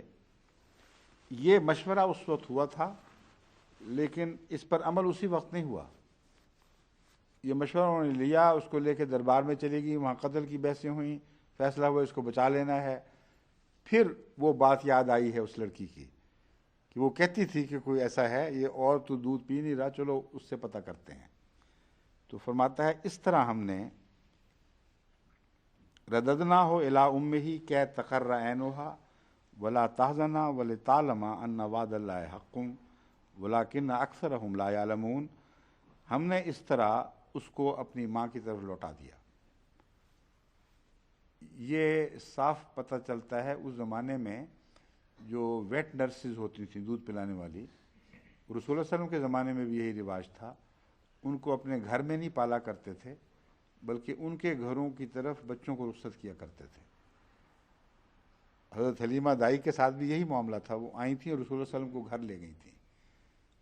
تو یہ قدیم سے کوئی رواج چلا آ رہا تھا. فرعون کے فرعین کے زمانے میں بھی یہی تھا. تو اسی لیے اس نے ساتھ ہی مشورہ دیا تھا کہ گھر والے بھی اچھے ہیں. یکفلونہ کے مطلب ہے پتہ تھا کہ اگر وہ دودھ والی بات اس کی تجویز منظور ہو گئی تو یہ بحث اٹھے گی کہ گھر کیسا ہے، کہیں کوئی بیہودہ سا گھر تو نہیں ہے. تو اس نے تسلی دلائی کہ بڑے اچھے لوگ ہیں، میں تمہیں تسلی دلاتی ہوں، وہاں اچھی تربیت پائے گا. تو آغاز جوانی محل میں نہیں، نہ آغاز بچپن کا محل میں نہیں، بلکہ اپنی ماں کی گود میں ہوا ہے. وہیں سے تربیت کا آغاز ہوا ہے اور ماں نے کفالت کی ہے. پھر جب اس عمر کو پہنچا کہ دودھ چھڑا لیا جاتا ہے اور بچوں کو پھر اصل کی طرف لوٹایا جاتا ہے، تو وہ اصل سے لے کر اس فرضی اصل کی طرف حضرت موسیٰ کو لوٹایا گیا.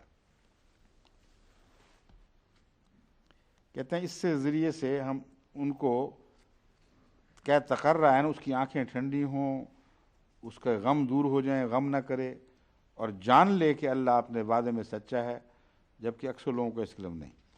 فلما بلغ اشدہ واستوى آتیناہ حکما وعلما وکذالک نجزی المحسنین. جب وہ بالغ ہو گیا اور مضبوط ہو گیا اور اپنے وجود میں قائم ہو گیا، تب ہم نے اس کو حکمت کی باتیں سکھائیں اور علم عطا کیا. یہ ابھی نبوت کی بات نہیں ہو رہی، اس لڑائی والے واقعہ سے پہلے کی بات ہے. لیکن یہ پتہ چلتا ہے کہ کافی بڑی عمر، یعنی ٹین ایج کی جو عمر ہے اس سے آگے نکل گئے ہیں. یہ طرز بیان تو 20 کے بعد کا زیادہ کے لیے زیادہ برمحال معلوم ہوتا ہے بنسبت 13 14 15 سال کے لڑکے کے لیے. وَدَخَلَ الْمَدِينَةَ عَلَىٰ حِينِ غَفْلَةٍ مِّنْ أَهْلِهَا. وہ مدینہ میں داخل ہوا حین غفلت من اہلہا، لوگ ابھی سوئے پڑے تھے. بائبل جو کہتی ہے نا نکلے تھے تو حالات کا علم ہوا، یہ معلوم ہوتا ہے کہ محل میں تربیت پا رہے تھے. محل والے پسند بھی کرتے تھے کہ اپنی قوم سے خلا ملا کریں. تو حضرت موسیٰ الصبح جبکہ ابھی اندھیرا ہوتا تھا اور لوگ ابھی سوئے پڑے ہوتے تھے، اس وقت باہر نکلا کرتے تھے، سیر سور بھی کراتے تھے اور بعض اپنے ہم قوموں سے رابطے بھی کر لیا کرتے تھے. تو علی حین غفلت من اہلہا، ایسی حالت میں پہنچے.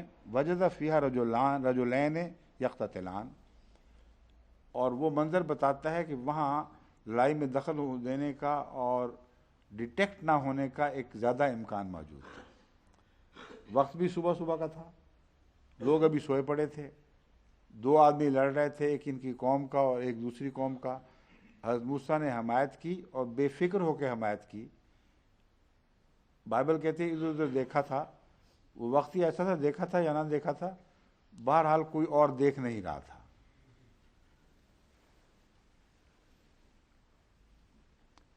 کہتے ہیں حاذا من فاستغاثہ الذی من شیعتہ، پہلے فرماتا ہے حاذا من شیعتہ و حاذا من عدوہ. یہ ایک اس کا ہم قوم تھا، ہم قبیلہ تھا، دوسرا اس کے دشمنوں میں سے تھا. جو اس کے قوم یا قبیلے سے تعلق رکھتا تھا اس نے مدد کی درخواست کی اس دشمن کے خلاف. فوقظہ موسیٰ فقضى علیہ، اس کو موسیٰ نے مکہ مارا اور ایک ہی مکے سے وہ مر گیا. جس کا مطلب ہے کہ قوی ہونا اس کا اور بلغ اشدہ، یہ بڑی شان کے ساتھ حضرت موسیٰ کی ذات میں پورا اترتا تھا، بہت مضبوط جوان تھے. تبھی بیٹی نے بھی سب سے پہلے قوی ان کا ذکر کیا ہے کہ وہ غیر معمولی تنومند اور طاقتور انسان ہے، لیکن امین بھی ہے، اس میں دیانتداری شرافت ہے. گھبرانے کی بات نہیں کہ کہیں کوئی اور قسم کا انسان نہ ہو، کہیں طاقتور. قرآن فرما رہا ہے ایسی حالت میں اس نے مکہ مارا. قال ھذا من عمل الشیطان انہ عدو مضل مبین. اسی وقت حضرت موسیٰ اتنے نیک ہو چکے تھے، حکموں و علمہ مل چکا تھا. آپ کو شرمندگی کا احساس ہوا ہے. آپ نے فرمایا یہ شیطان نے مجھ سے کروا دیا ہے، میری کوئی نیت نہیں تھی. انہ عدو مضل مبین. شیطان تو دشمن ہے، گمراہ کرنے والا، اور کھلا کھلا گمراہ کرنے والا ہے. قال رب انی ظلمت نفسی فاغفر لی فغفر اللہ انہ هو الغفور الرحیم. اسی وقت بخشش بھی مانگی ہے اللہ تعالیٰ سے. بائبل نے کہا ریت میں دفنایا اس کو، پتہ نہیں اس حصہ لیا تھا کہ نہیں، یا اسی طرح چھوڑ گئے تھے، اللہ بہتر جانتا ہے. ریت میں دفنا ہوا پتہ کس طرح لوگوں کو لگ گیا. معلوم ہوتا ہے لاش کو اسی طرح چھوڑا ہے، کسی نے دیکھا نہیں، چلے گئے ہیں، لیکن استغفار کی طرف توجہ پیدا ہوئی، اور ایسی استغفار کی کہ اللہ نے معاف بھی فرما دیا. قال رب بما انعمت علی فلن اکون ظہیرا للمجرمین. اے خدا جو تو نے مجھ پر انعام فرما دیا نا، اب میں کبھی مجرموں کی حمایت نہیں کروں گا. صاف پتہ چلتا ہے کہ اس شخص کے مجرم ہونے کے متعلق حضرت موسیٰ کو علم ہو چکا تھا کہ یہی ہے شریر آدمی، اور میں غلطی سے معصوم کو مار بیٹھا ہوں. اگلے دن جب پھر نکلتے ہیں، پھر دیکھیں کیا دلچسپ واقعہ ہوا ہے. یہ وعدہ کر لیا. فاصبح فی المدینۃ خائفا یترقب. اب مضمون ہے مدینے میں پھر نکلے ہیں، مگر خوف بھی تھا کل والے واقعہ کا. وہ ادھر ادھر دیکھ رہے تھے. یہ دوسرے دن کا واقعہ ہے جو بائبل نے پہلے دن کا بیان کیا ہے. فَإِذَا الَّذِي اسْتَنصَرَهُ بِالْأَمْسِ يَسْتَصْرِخُهُ. اچانک کیا دیکھتے ہیں کہ وہی شخص جس نے گزرے ہوئے کل کو انہیں مدد کے لیے بلایا تھا، پھر چیخ چیخ کر ان کو بلا رہا ہے اپنی طرف. پکڑو پکڑو، میں مارا گیا. قال له موسیٰ انک لغوی مبین. موسیٰ نے کہا میں پہچان گیا ہوں، تو واضح طور پر کھلا کھلا گمراہ ہے. غوی، گمراہ، مبین، کھلا کھلا. لیکن قوم کی ہمدردی اتنی تھی. فلما اراد ان یبطش بالذی هو عدو لہما. کل والا وعدہ بھول گئے جو اللہ تعالیٰ سے کیا تھا. ابھی نبی تو نہیں نہ بنے، اس کو پہچان بھی لیا ہے اور وعدہ کر چکے ہیں اللہ سے کہ میں آئندہ کبھی کسی ظالم شریر کی مدد نہیں کروں گا. لیکن قومی محبت اتنی غالب تھی دل پر کہ ارادہ کیا کہ میں اس کو پکڑوں. یبتشا کا مطلب، بطشا کا مطلب پکڑنا بھی ہوتا ہے. ہو سکتا ہے اس میں یہ گنجائش حضرت موسیٰ کے حق میں نکلتی ہو کہ اس کو پکڑ کر اس کو الگ کر دیں، مارنے کا ارادہ نہ کیا ہو. تو اس ضمن میں پھر حضرت موسیٰ کے حق میں ہم یہ سمجھیں گے کہ آپ نے وعدہ خلافی نہیں کی تھی، یاد تھا، اور وہ صرف بچانے کی حد تک دخل اندازی کرنا چاہتے تھے، مارنے کے لحاظ. وقضا کا ذکر نہیں اب ملتا. قال یا موسیٰ ترید ان تقتلنی کما قتلت نفسا. ابھی ہاتھ بھی نہیں ڈالا تھا تو وہ بول پڑا. اس نے کہا اے موسیٰ جس طرح کل تو نے قتل کیا، آج پھر تیرا ارادہ ہے. تب حضرت موسیٰ کو پتہ چلا کہ یہ خبیث آدمی جو غوی ہے، بڑا خبیث انسان، یہ میرا راز کھول بیٹھا ہے اور اپنا گناہ میرے ذمہ ڈال بیٹھا ہے. یعنی لڑ یہ رہا تھا، اتفاقاً حادثہ ہوا، لوگوں کو پتہ چل چکا ہے، اور یہ بات اب لکی چھپی نہیں رہی.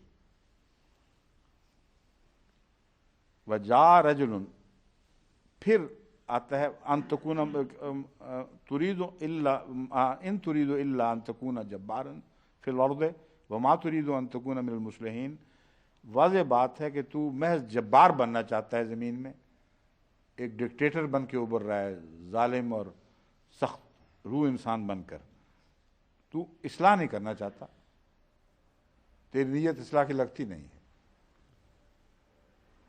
اس چیز سے حضرت موسیٰ کا دل جو ہے دہلا ہے، اور معلوم ہوتا ہے دوبارہ استغفار کی طرف طبیعت مائل ہوئی ہے. وہ کہیں چھپے ہیں، واپس گھر نہیں لوٹتے. وجاء رجل من اقصى المدینۃ، مدینے کے پرلے کنارے سے ایک شخص دوڑتا ہوا آیا ہے۔ یہ وہ کنارہ ہے جہاں فرعون مصر اور رائل فیملیز وغیرہ رہتی تھیں۔ ایک کنارے پر جو غرباء کے کوارٹرز تھے یا جھگیاں تھیں مزدوروں کی، اس میں حضرت موسیٰ کی قوم رہتی تھی۔ تو اقصی المدینہ اس لیے بتایا گیا ہے کہ کوئی شخص جس کی وہاں تک رسائی تھی، وہ وہاں سے خبر سن کے دوڑا دوڑا آیا، حضرت موسیٰ کو متنبہ کرنے لگا ہے۔ کہتا ہے یا موسیٰ ان الملا یاتمرون بک لیقتلوک فاخرج انی لک من الناصحین۔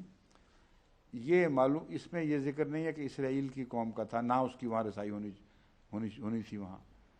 حضرت موسیٰ اس محل میں پلے ہیں، آپ کے بڑے دوست بن گئے ہوں گے، آپ کے مزاج میں غیر معمولی خوبی اور کشش پائی جاتی تھی، تو وہ کہتا ہے کہ میں دوڑا دوڑا آیا ہوں تمہیں بتانے کے لیے، وہاں یہ مشورے ہو رہے ہیں اور فیصلہ ہو رہا ہے کہ تجھے قتل کر دیں گے، اس لیے میں نصیحت کے طور پر تجھے بتاتا ہوں کہ بھاگ یہاں سے، نکل جا، بیشتر اس کے کہ وہ تجھے پکڑ لیں۔ اس سے یہ بھی پتہ چلتا ہے کہ جب وہ واپس نہیں لوٹے تو انہوں نے اپنے ہم خیال، اپنے قابل اعتماد دوستوں کو پیغام بھیج دیا ہوگا کہ میں یہاں ہوں، کوئی بات ہو تو مجھے بتانا۔ تو اس سے فائدہ اٹھاتے ہوئے ان کی چھپنے کی جگہ تک یہ شخص پہنچا ہے، اور صبح صبح جلدی یہ خبر دے کر وہ واپس چلا گیا ہے۔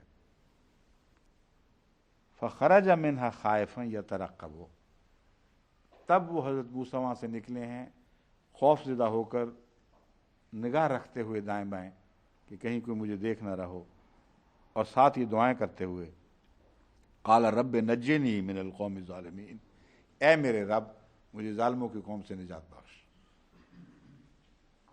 ولما توجہ تلقاء مدینہ، جب وہ مدین شہر کی طرف، قرآن کریم اس کو مدین ہی لکھتا ہے، اس لیے میں بھی مدین ہی پڑھتا ہوں، مگر بائبل میں اس کا تلفظ مدین یا مدیان آتا ہے۔ جب وہ مدین شہر کی طرف رخ کیا اس نے، قال عسیٰ ربی ان یہدینی سواء السبیل، کہ بعید نہیں کہ اللہ مجھے متوازن درمیانی راہ، سواء السبیل کا مطلب ہے درست راہ، درمیانی راہ، متوازن رستہ یا صراط مستقیم، اس کی طرف اللہ میری ہدایت فرما دے، میں وہاں چلتا ہوں، میں امید یہ رکھتا ہوں کہ اللہ کچھ کاروبار فرمائے گا، کچھ میرا انتظام فرمائے گا۔ ولما ورد ماء مدینہ، جب وہ مدین کے اس پانی کے پاس پہنچا جہاں بھیڑ بکریوں وغیرہ کو پانی پلایا جاتا تھا، یہاں ماء مدین ہے۔ اس زمانے میں قوموں اور قبیلوں کے اپنے اپنے پانی اور گھاٹ ہوا کرتے تھے، وہاں ان کے مال مویشی چلا کرتے تھے، وہیں پانی پیا کرتے تھے، اور غیروں کو ان کی اجازت کے بغیر دخل کی اجازت نہیں ہوتی تھی۔ قومی ملکیت کا یہ چشمہ تھا یا چھوٹا سا کنواں۔ وہاں جب یہ پہنچے ہیں ماء مدینہ، قال عسیٰ ربی، اچھا نہیں، اس کے بعد آتا ہے وجد علیہ امۃ من الناس یسقون، گڈریے پہلے ہی وہاں موجود تھے اور ایک کافی جماعت ان کی وہاں اکٹھی ہوئی تھی، وہ بھیڑ بکریوں کو پانی پلا رہے تھے۔ ووجد من دونہم امرأتین، ان سے ہٹ کر ایک طرف دو لڑکیوں کو بھی دیکھا جو انتظار کر رہی تھیں باری کا۔ قال ما خطبکما، انہوں نے کہا کیا معاملہ ہے تمہارا، کیا وجہ ہے، تم ایک طرف کھڑی کیوں ہو آپس میں؟ قالتا لا نسقی حتی یصدر الرعاء، جب تک پہلے یہ گڈریے فارغ نہ ہو جائیں اس وقت تک ہم پانی نہیں پلا سکتے۔ وَأَبُونَا شیخٌ کبیر، اور ہمارا باپ بہت بوڑھا ہے۔ یہاں شیخ کبیر کی بات آتی ہے جو بائبل میں بھی ہے۔ اس وقت باپ اتنا بوڑھا ہو چکا تھا کہ وہ باہر نکل کر بھیڑوں کو پانی پلانے کی بھی صلاحیت نہیں رکھتا تھا، اور بیٹا کوئی نہیں ہے جوان۔ اس لیے جو باتیں میں بیان پہلے کر چکا ہوں اس کی سند قرآن کریم میں موجود ہے، کسی بائبل کے حوالے کی تلاش کی ضرورت نہیں، کیونکہ بائبل تو پھر اتنی متضاد باتیں کرتی ہے۔ ابھی کہتی ہے کہ وہ بہت بوڑھا تھا، بائبل بھی کہتی ہے بہت بوڑھا تھا، اور اس کے 40 سال کے بعد ابھی وہ دوڑی پھرتا ہے۔ اور حضرت موسیٰ کے بال بچوں کو لے کر ان تک پہنچتا ہے، پھر وہ خروج کے بھی بعد، یعنی ایکسوڈس کی بھی بات۔ اس لیے بائبل کے تاریخوں میں پڑھ کر تاریخ کا ان لوگوں نے ستیہ ناش کر دیا، ایسی الجھنوں میں ڈالا ہے کہ مسلمان مفسرین بالعموم درمیانے دور کے تو الگ رہے، خود احمدی مفسرین بھی اس مشکل میں پڑ گئے کہ وہ بائبل کی حوالوں سے جو ان کے محققین نے نتیجے نکالے، کیونکہ براہ راست احمدیوں کی تحقیق نہیں تھی، مجبور تھے کوئی حوالہ دینے پر اپنے موقف کے لیے، تو ان محققین پر بنا کرنے کی یہ وجہ بنی ہے۔ اور یہ نہیں سوچا اس وقت، یا علم نہیں تھا کہنا چاہیے، کہ ان محققین کا استنباط تاریخی ثبوت سے نہیں ہے، یا ایجپٹ کی وہ اس تاریخ سے جو کھدائی کے بعد دریافت ہوئی ہے اس سے نہیں ہے، بلکہ بائبل کے جو حوالے ہیں ان پر بنا کر کے ایجپٹ کی تاریخ کو انہوں نے پہلے مسموم کیا، اس کا ستیہ ناش کیا، پھر جو نتیجے پیش کیے وہ کوئی ایک عالم، بہت بڑا عالم، یہ ایجپٹولوجسٹ ہے، یہ فلاں ایجپٹولوجسٹ ہے، کوئی عام آدمی جو خود براہ راست پہلے تحقیق نہ کر لے، ان کو رد کرنے کا مجاز دکھائی نہیں دیتا۔ لیکن پہلے کسی کو یہ توفیق نہیں ملی کہ قرآن کا مطالعہ کر کے پہلے سیناریو پہلے تو بنائے، اس سیناریو، اس امکانی تصویر کا بائبل کی تصویر سے بھی موازنہ کرے، اور ماہرین تاریخ قدیمہ ایجپٹ کی جو بیان کردہ تفاسیر ہیں یا تصویریں انہوں نے جو کھینچی ہیں ان سے موازنہ کرے۔ اس لیے میں سمجھتا ہوں اب وقت ہے کہ ہم آپ کے سامنے کھول کر یہ ساری باتیں بیان کر دیں، تاکہ یہ جھگڑے ختم ہوں، اور یہ جو رجحان ہے کہ فلاں مورخ نے یہ لکھ دیا ضرور یہ ہوا ہوگا، فلاں نے یہ لکھ دیا یہ ہوا ہوگا، اس کو سمجھ جائیں کہ یہ غلط ہے، وہ ہو ہی نہیں سکتا جو لکھ چکے ہیں۔ قرآن اس کے مخالف، اور اندرونی شہادت اتنی قطعی ہے کہ یہ واقعات ایسے ہو نہیں سکتے۔ اب یہ دیکھ لیں، پیکس کامنٹری والا کہتا ہے کہ 80 سال کی عمر تھی جب آپ واپس آئے ہیں، 80 سال کی عمر میں واپس آئے ہیں، تو 40 سال، وہ کہتا ہے 40 سال کی عمر میں پہنچے تھے، تو 40 سال کی عمر میں اب تک شادی بھی نہیں ہوئی تھی، وہاں وہ 40 سال کی عمر میں انہوں نے پہلی دفعہ جھگڑا کیا اس کے نزدیک، اور یہ عجیب سی بات نظر آتی ہے، مگر ایسی ناممکن نہیں کہ ہم اس کو قبول ہی نہ کر سکیں، اس زمانے کے دستور سے متصادم ضرور ہے، اتنے لمبے عرصے تک کنوارے لوگ نہیں رہا کرتے تھے، 20-25 کچھ ایک سال کم زائد، بس اس سے زیادہ کا انسان ان کے کنوارے پن کا تصور نہیں باندھ سکتا، اور جوشیلی طبیعت، لڑائی کر بیٹھنا، پھر وہاں جا کے بیٹھنا، اور بیٹیوں میں سے بعض کی اس طرف توجہ ہونا، ایک بڑا مضبوط جوان ہے اور رانا جوان ہے مگر ایماندار ہے، یہ بتا رہا ہے کہ یہ سب باتیں غلط ہیں، اور قرآن اس بات کی تصدیق کر رہا ہے، بائبل کی اس بات کی، کہ وہ بہت بوڑھے تھے، اتنے بوڑھے تھے کہ باہر نکل ہی نہیں سکتے تھے۔ اس کو خاص طور پر پلے باندھنا چاہیے، تاکہ آگے جا کے جب ہم مضمون میں موازنے کریں گے تو یہ ایک سنگ میل ہے، اس کو یاد رکھنا چاہیے۔ فَسَقَالَهُمَا، پھر کسی جھگڑے کا ذکر نہیں، یہ نہیں کہ وہ اس نے دھکا پہ لکھی ہو، معلوم ہوتا ہے وہ گڈریے بھی کوئی بدتمیز لوگ یا بد اخلاق لوگ نہیں تھے، عورتیں حیادار تھیں، لڑکیاں بڑی شرمیلی تھیں۔ قرآن خود آگے کہتا ہے، آگے جا کے پتہ چل جائے گا کہ وہ اگر ان کو خوف تھا بھی تو فرضی تھا، وہ لوگ ایسے لڑاکا نہیں تھے۔ حضرت موسیٰ نے آگے بڑھ کے کام کیا، کسی نے بیچ میں معارضہ نہیں کی، ان سے مخالفت نہیں کی، آرام سے ان کو پانی پلایا اور فارغ کر دیا۔ فقال، پھر وہاں بیٹھ کر یہ دعا کی ہے، رب انی لما انزلت الی من خیر فقیر، اے میرے رب مجھے ان سے کوئی توقع نہیں۔ دیکھیں نا، جس وقت ایک آدمی احسان کرتا ہے کسی پر تو طبعاً دل میں خیال گزرتا ہے کہ اس احسان کے بدلے میں اب میرے لیے کوئی اس کے اجر کی راہ کھلی ہے، اور اب مجھے امید ہے کہ کچھ بن جائے گا۔ حضرت موسیٰ سارا رستہ دعا کرتے آ رہے ہیں، اللہ پر توکل ہے، کہتے ہیں کہ خدا مجھے ضائع نہیں کرے گا اور میرے لیے خود راستہ کھولے گا، وہ یاد جو ہے یہ اس دعا میں منتج ہو جاتی ہے، رب انی لما انزلت الی من خیر فقیر، کہ میں نے جو مانگنا ہے تجھ سے مانگنا ہے، کسی اور پر میرا کوئی انحصار نہیں ہے، اور مجھے یہ بھی نہیں پتا کہ میرے لیے بہتر کیا ہے، بس میری جھولی تیرے حضور حاضر ہے، اس میں وہ خیرات ڈال جو تیرے لیے، تیرے نزدیک میرے لیے مناسب ہے، لما انزلت الی من خیر فقیر، میں اسی کا فقیر ہوں، مجھے پتہ نہیں میں کس کا فقیر ہوں، مگر اس بات کا تو مجھے پتہ ہے کہ جو تو میری جھولی میں ڈالے میں اس کا فقیر ہوں۔ میرے نزدیک یہ سب سے اہم حضرت موسیٰ کی زندگی کے ٹرننگ پوائنٹ ہے، اس نے سارے مسائل حل کر دیے، اس دعا نے پناہ دی، ایک پرامن شریف گھرانہ عطا کیا، اچھی بیوی عطا کی، عزت کی زندگی عطا کی، نبوت عطا کی، کیونکہ اللہ پر جو چھوڑ دیا تھا اللہ نے کہا اچھا پھر میں ساری باتیں دوں گا، میری نعمتوں کا آغاز یہاں سے شروع ہوگا، اور جہاں اتمام نعمت ہوتا ہے وہ نبوت ہے، تو میں تیری ساری باتوں کو قبول کروں گا اور تجھے نبوت کے مقام تک پہنچاؤں گا۔ یہ رد عمل اس دعا کا نظر آتا ہے، اللہ تعالیٰ کی طرف سے اس کی استجابت کا یہ مضمون دکھائی دے رہا ہے۔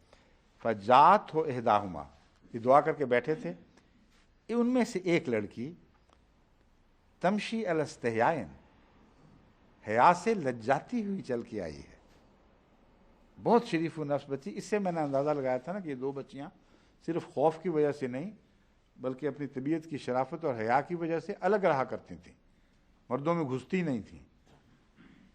تو وہ آئی ہے اور اس نے کہا انا ابی یدعوک، میرا باپ تجھے بلا رہا ہے، لیجزیک اجر ما سقیت لنا، تاکہ جو تو نے ہمیں پانی، ہماری خاطر پانی پلایا اس کا اجر دے۔ اس پر حضرت موسیٰ نے خود تو مانگا نہیں تھا، دعا کے نتیجے میں ہوئے، چل پڑے ہیں اٹھ کے۔ فلما جاءہ وقص علیہ القصص، وہاں پہنچے ہیں اور اپنے ہونے والے خسر کو سارا قصہ بیان کیا کہ میں کون ہوں، کہاں سے چل کر آیا ہوں، کیا واقعہ ہوا ہے۔ اس سے پتہ چلتا ہے کہ وہاں وہی زبان بولی جاتی تھی جو مصر میں بولی جاتی تھی، یا کم سے کم ہیبرو زبان جو بنی اسرائیل کی تھی وہ اس قوم میں بھی رائج تھی اور اس کا وسیع دائرہ تھا، کیونکہ بے تکلف اپنے مضمون کو بیان کیا، کسی مترجم کی بیچ میں ضرورت نہیں ہے۔ قال لا تخف نجوت من القوم الظالمین، مدین تک اس وقت ایجپشنز کی رسائی نہیں تھی، اس لیے انہوں نے تسلی دلائی کہ تم صحیح جگہ پہنچ گئے ہو، تمہیں امن نصیب ہو گیا ہے، اب بالکل ڈرنے کی ضرورت نہیں، نجوت من القوم الظالمین، ظالموں کی قوم سے تو نجات پا گیا ہے۔ اب دیکھیں حضرت موسیٰ کی دعا کیا تھی جب چل رہے تھے، وَنَجِّنِي مِنَ الْقَوْمِ الظَّالِمِينَ، رب نجنی من القوم الظالمین۔ اس طرح قرآن کریم میں کتنے خوبصورت ربط ملتے ہیں ایک مضامین کے، ایک دعا، اس کی استجابت، اور وہ الفاظ یاد دلاتے ہیں کہ اس کا تعلق کس بات سے ہے۔ حضرت شعیب کے منہ سے، یہ وہ نبی شعیب نہیں تھے اور ان کا نام شعیب بیان کیا جاتا ہے، یہ کاہن تھے اس علاقے کے، ان کے منہ سے بین ہی ہوئی الفاظ خدا تعالیٰ نے نکلوا دیے، نجوت من القوم الظالمین، قالت احداہما، اس وقت ان کو نہیں خیال آیا ہے، انہی میں سے ایک نے، اللہ تعالیٰ نے وہ شرمیلی تھی اس کا پردہ ڈھاکا ہوا ہے، بتا نہیں رہا کہ کون ہے، مگر ایک ان میں سے تھی، یا ابت استاجر ہو ان خیر من استاجرت القوی الامین، اے ہمارے باپ، اے میرے باپ، اس کو نوکر رکھ لے، کیونکہ تو جو بھی نوکر رکھنا چاہے اس میں سب سے اچھا قوی اور امین ہوگا۔ تو یہ دو صفات لازم ہیں۔ امین کا لفظ اس لیے بیان کیا ہے کہ حضرت موسیٰ کے متعلق اچھی رائے تو تھی مگر کوئی غلط خیال دل میں پیدا نہیں ہوا تھا۔ باپ کو یہ خطرہ ہو سکتا تھا کہ ایک مرد یہاں رہے گا، نوکر رکھوں گا تو میری بیٹیوں کا کیا بنے گا۔ تو بیٹی کہتی ہے کہ میں نے دیکھا ہے قریب سے، میری رائے یہ ہے کہ اس سے ہمیں کوئی خطرہ نہیں، قوی بھی ہے اور امین بھی ہے۔ اتنے لطیف انداز ہیں اللہ تعالیٰ کے بیان کے. اب بائبل کی کہانیاں پڑھیں, اس کو قرآن سے موازنہ کر کے دیکھیں, کوئی نسبت نظر نہیں آتی. قال انی ارید ان ان کے حق.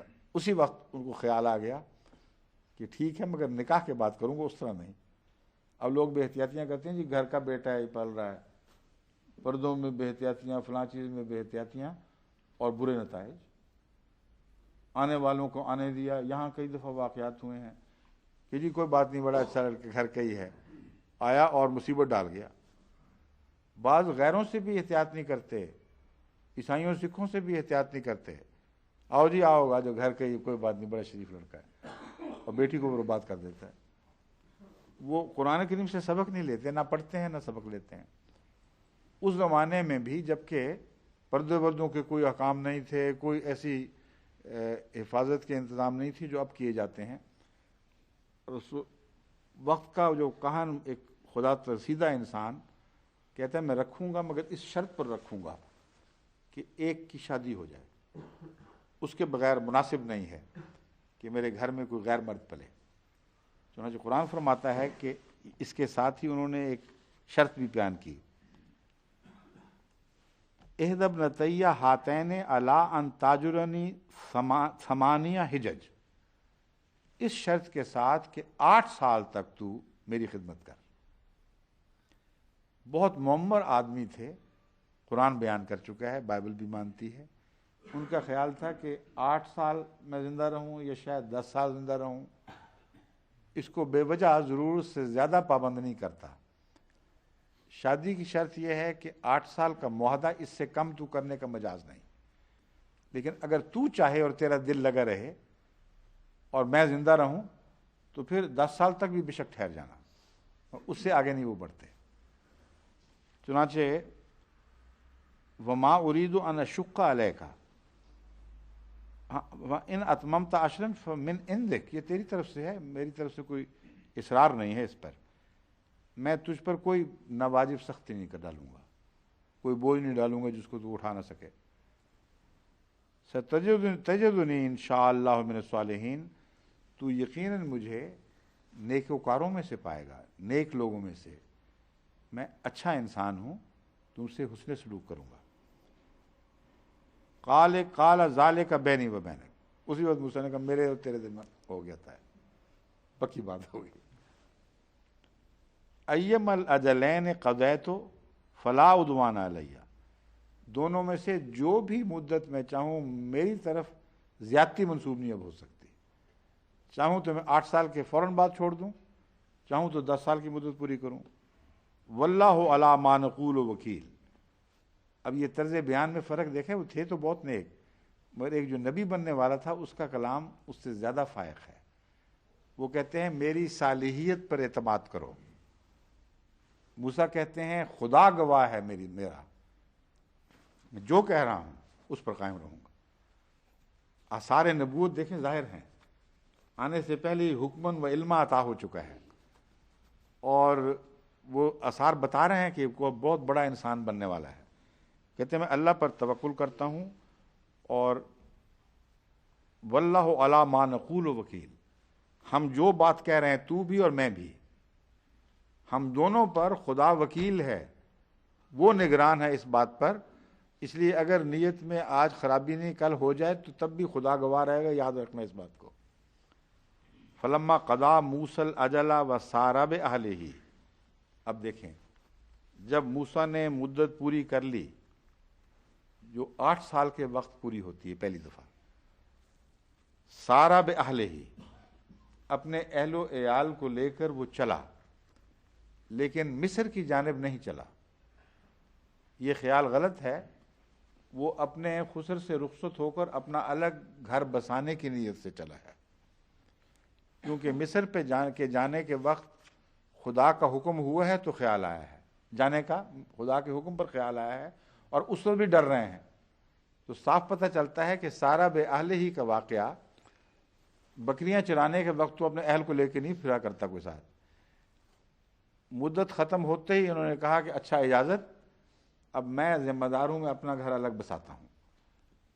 اور چلے, اور پھر اس دوران جب وہ سفر کسی طرف کا کر رہے تھے، پہاڑی پر آپ نے آگ دیکھی ہے.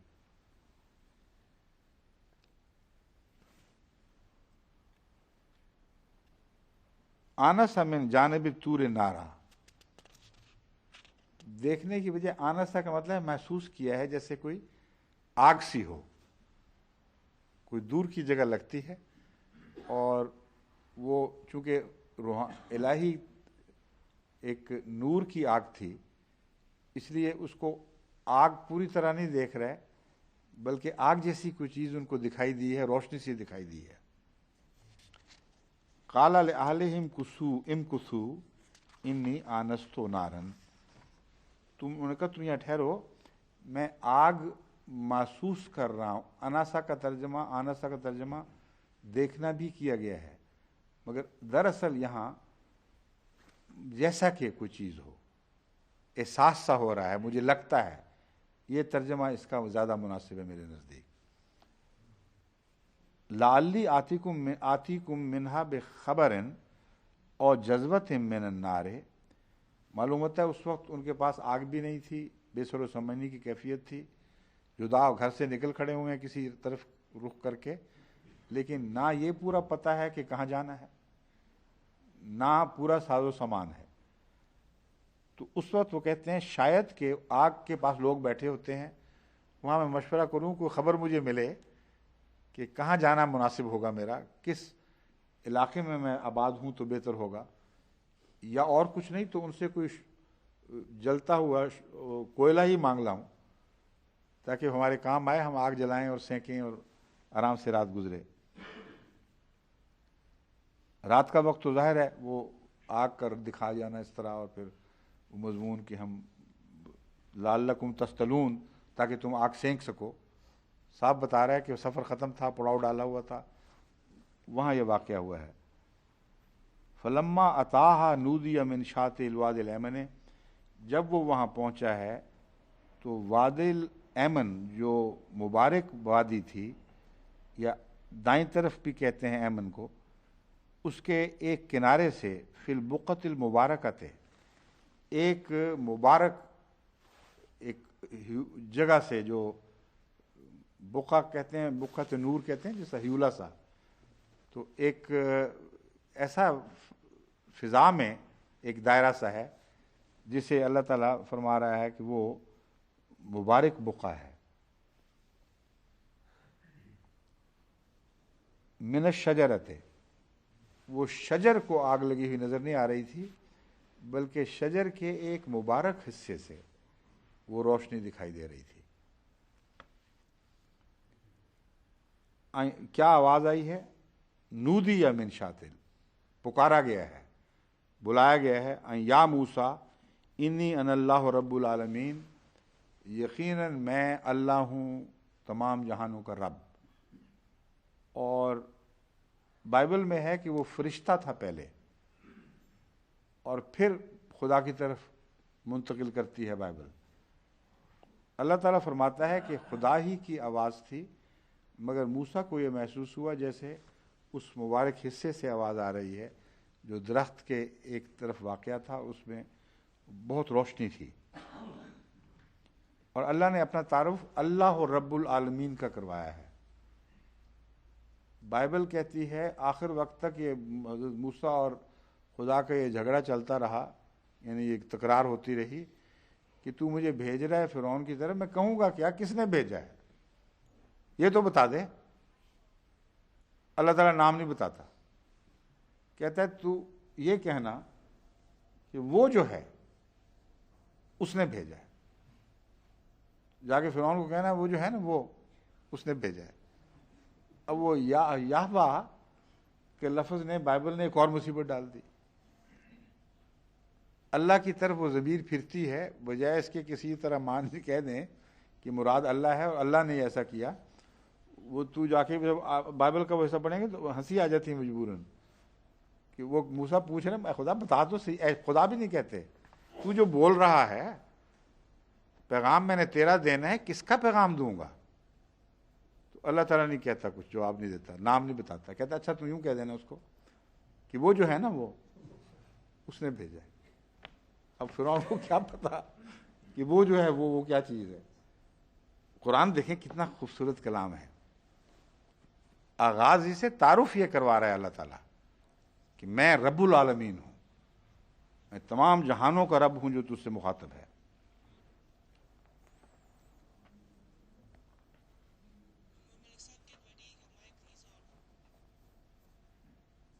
وَأَنْ أَلْقِ عَصَاكَ, اور میرا تجھے یہ پہلا حکم یہ ہے اپنا سوٹا پھینک دے. فَلَمَّا رَآهَا تَهْتَزُّ كَأَنَّهَا جَانٌّ وَلَّا مُدْبِرًا وَلَمْ يُعَقِّبْ. سوٹا پھینکتے ہی جب دیکھا کہ یہ سانپ بن گیا ہے تو دوسرا سانس نہیں لیا, ایسا دوڑا ہے تیزی سے کہ مڑ کے بھی نہیں دیکھا کہ پیچھے کیا ہو رہا ہے. قویون امین ہیں لیکن بڑا حیرت انگیز واقعہ ہوا ہے. سوٹا پھینکا کہ یہ عجیب آواز ہے, میں رب العالمین ادھر سے سوٹا پھینک دی, اس کو سانپ بلا دیا, میں تو مارا گیا. اللہ تعالیٰ نے پیچھے سے آواز دی ہے, یا موسیٰ اقبل ولا تخف انک من الآمنین. اے موسیٰ واپس آ جا آگے سامنے آ, اور ڈر نہیں, تو امن میں ہے لازماً. یہ چیز تجھے کوئی نقصان نہیں پہنچا سکے گی. یہ اللہ تعالیٰ نے آواز دے کے تسلی دی. پھر دوسرا معجزہ دکھایا, اسلک یدک فی جیبک, اب اپنا ہاتھ اپنی جیب میں ڈال. جیب سے مراد گریبان یا پہلو, یہ سارے امکانات ہیں, یعنی اپنی جسم کے ساتھ لگا دے اس کو اور اندر مس کر دے, کسی جسم کے ساتھ رگڑ دے اس کو. تخرج بیضاء من غیر سوء, وہ نکلے گا جب باہر تو چمک رہا ہوگا نور سے, اور اس میں کوئی بیماری کے آثار نہیں ہوں گے. جبکہ بائبل اسے مبروس کی طرح کا ہاتھ بتاتی ہے, جیسے برس ہو گئی ہو, اس قسم کا ہاتھ تھا. اب دیکھیں کتنا فرق ہے بائبل کے بیان میں اور اس میں. اللہ تعالیٰ اپنے نبی کو کوڑیوں کی طرح پیش کرتا ہے غیروں کے سامنے. نشان تو وہ ہے جو شان و شوکت کی طرح چمک رہا ہو. میں اس میں سفیدی ایک ایسی نور کی طرح چمک رہی تھی جس میں کوئی بیماری کے آثار نہیں تھے. اس حالت میں اس کو دیکھا ہے. وَضْمُمْ إِلَيْكَ جَنَاحَكَ مِنَ الرَّهْبِ فَذَانِكَ بُرْهَانَانِ مِنْ رَبِّكَ إِلَىٰ فِرْعَوْنَ وَمَلَئِهِ. پھر اسے اپنی طرف واپس کھینچ لے. من الرہب, اللہ تعالیٰ جب حضرت موسیٰ سے کلام کرتا ہے نا تو بہت لطائف پیدا ہوتے ہیں اس میں. حضرت موسیٰ کی حالت کو جانتا ہے, چھیڑ چھاڑ کی تھوڑی تھوڑی محبت اور پیار کی ساتھ جاری ہے. من الرہب کا مطلب ہے تو ہے تو ڈرپوک کافی, اس سے بھی ڈر گیا ہوگا. تو جس طرح ڈر کے بھاگا تھا سوٹے سے, اب فوراً ڈر کے واپس لے جا ہاتھ, اس کو وہیں لے جا. اور جب تو ڈر کے سمیٹے گا زور سے تو کیا ہوگا, ہاتھ اپنی اصلی حالت میں واپس آ جائے گا. تو میرا رہب کہنا, اچھا میرا رہب کہنا بہت ہی پرلطف کلام ہے. حضرت موسیٰ کے حالات کو پیش نظر رکھتے ہوئے اسی طرح ان سے کلام ہو رہا ہے. پھر کیا ہوا, یہ فَذَانِكَ بُرْهَانَانِ مِن رَبِّكَ, یہ دو تیرے رب کی طرف سے نشان ہیں فرعون کی طرف اور اس کی قوم کی طرف, اس کے سرداروں کی طرف. اِنَّهُمْ كَانُوا قَوْمٌ فَاسِقِينَ, وہ یقیناً بہت ہی فاسق لوگ ہیں. اب انگلی اٹھ گئی ہے, وقت کہتے ہیں زیادہ ہو گیا ہے, باقی انشاءاللہ کل. ٹھیک ہے, یہ تو جسوال صاحب کا یہ اصرار نہیں کہ ختم کرو. جسوال صاحب کو میری بات یاد ہے کہ زیادہ لمبا مناسب نہیں, کیونکہ وہاں لوگوں نے افطاری کرنی ہوتی ہے اور زیادہ لمبا وقت وہاں مخل ہو جائے گا, اس لیے یہ میرے کہنے پر انگلی اٹھا رہے ہیں, ورنہ تو زیادہ بھی بیٹھ سکتے تھے. اچھا باقی کل انشاءاللہ. پھر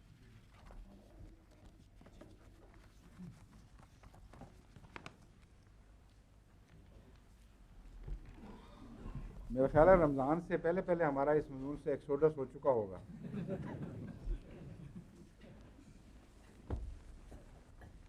السلام علیکم.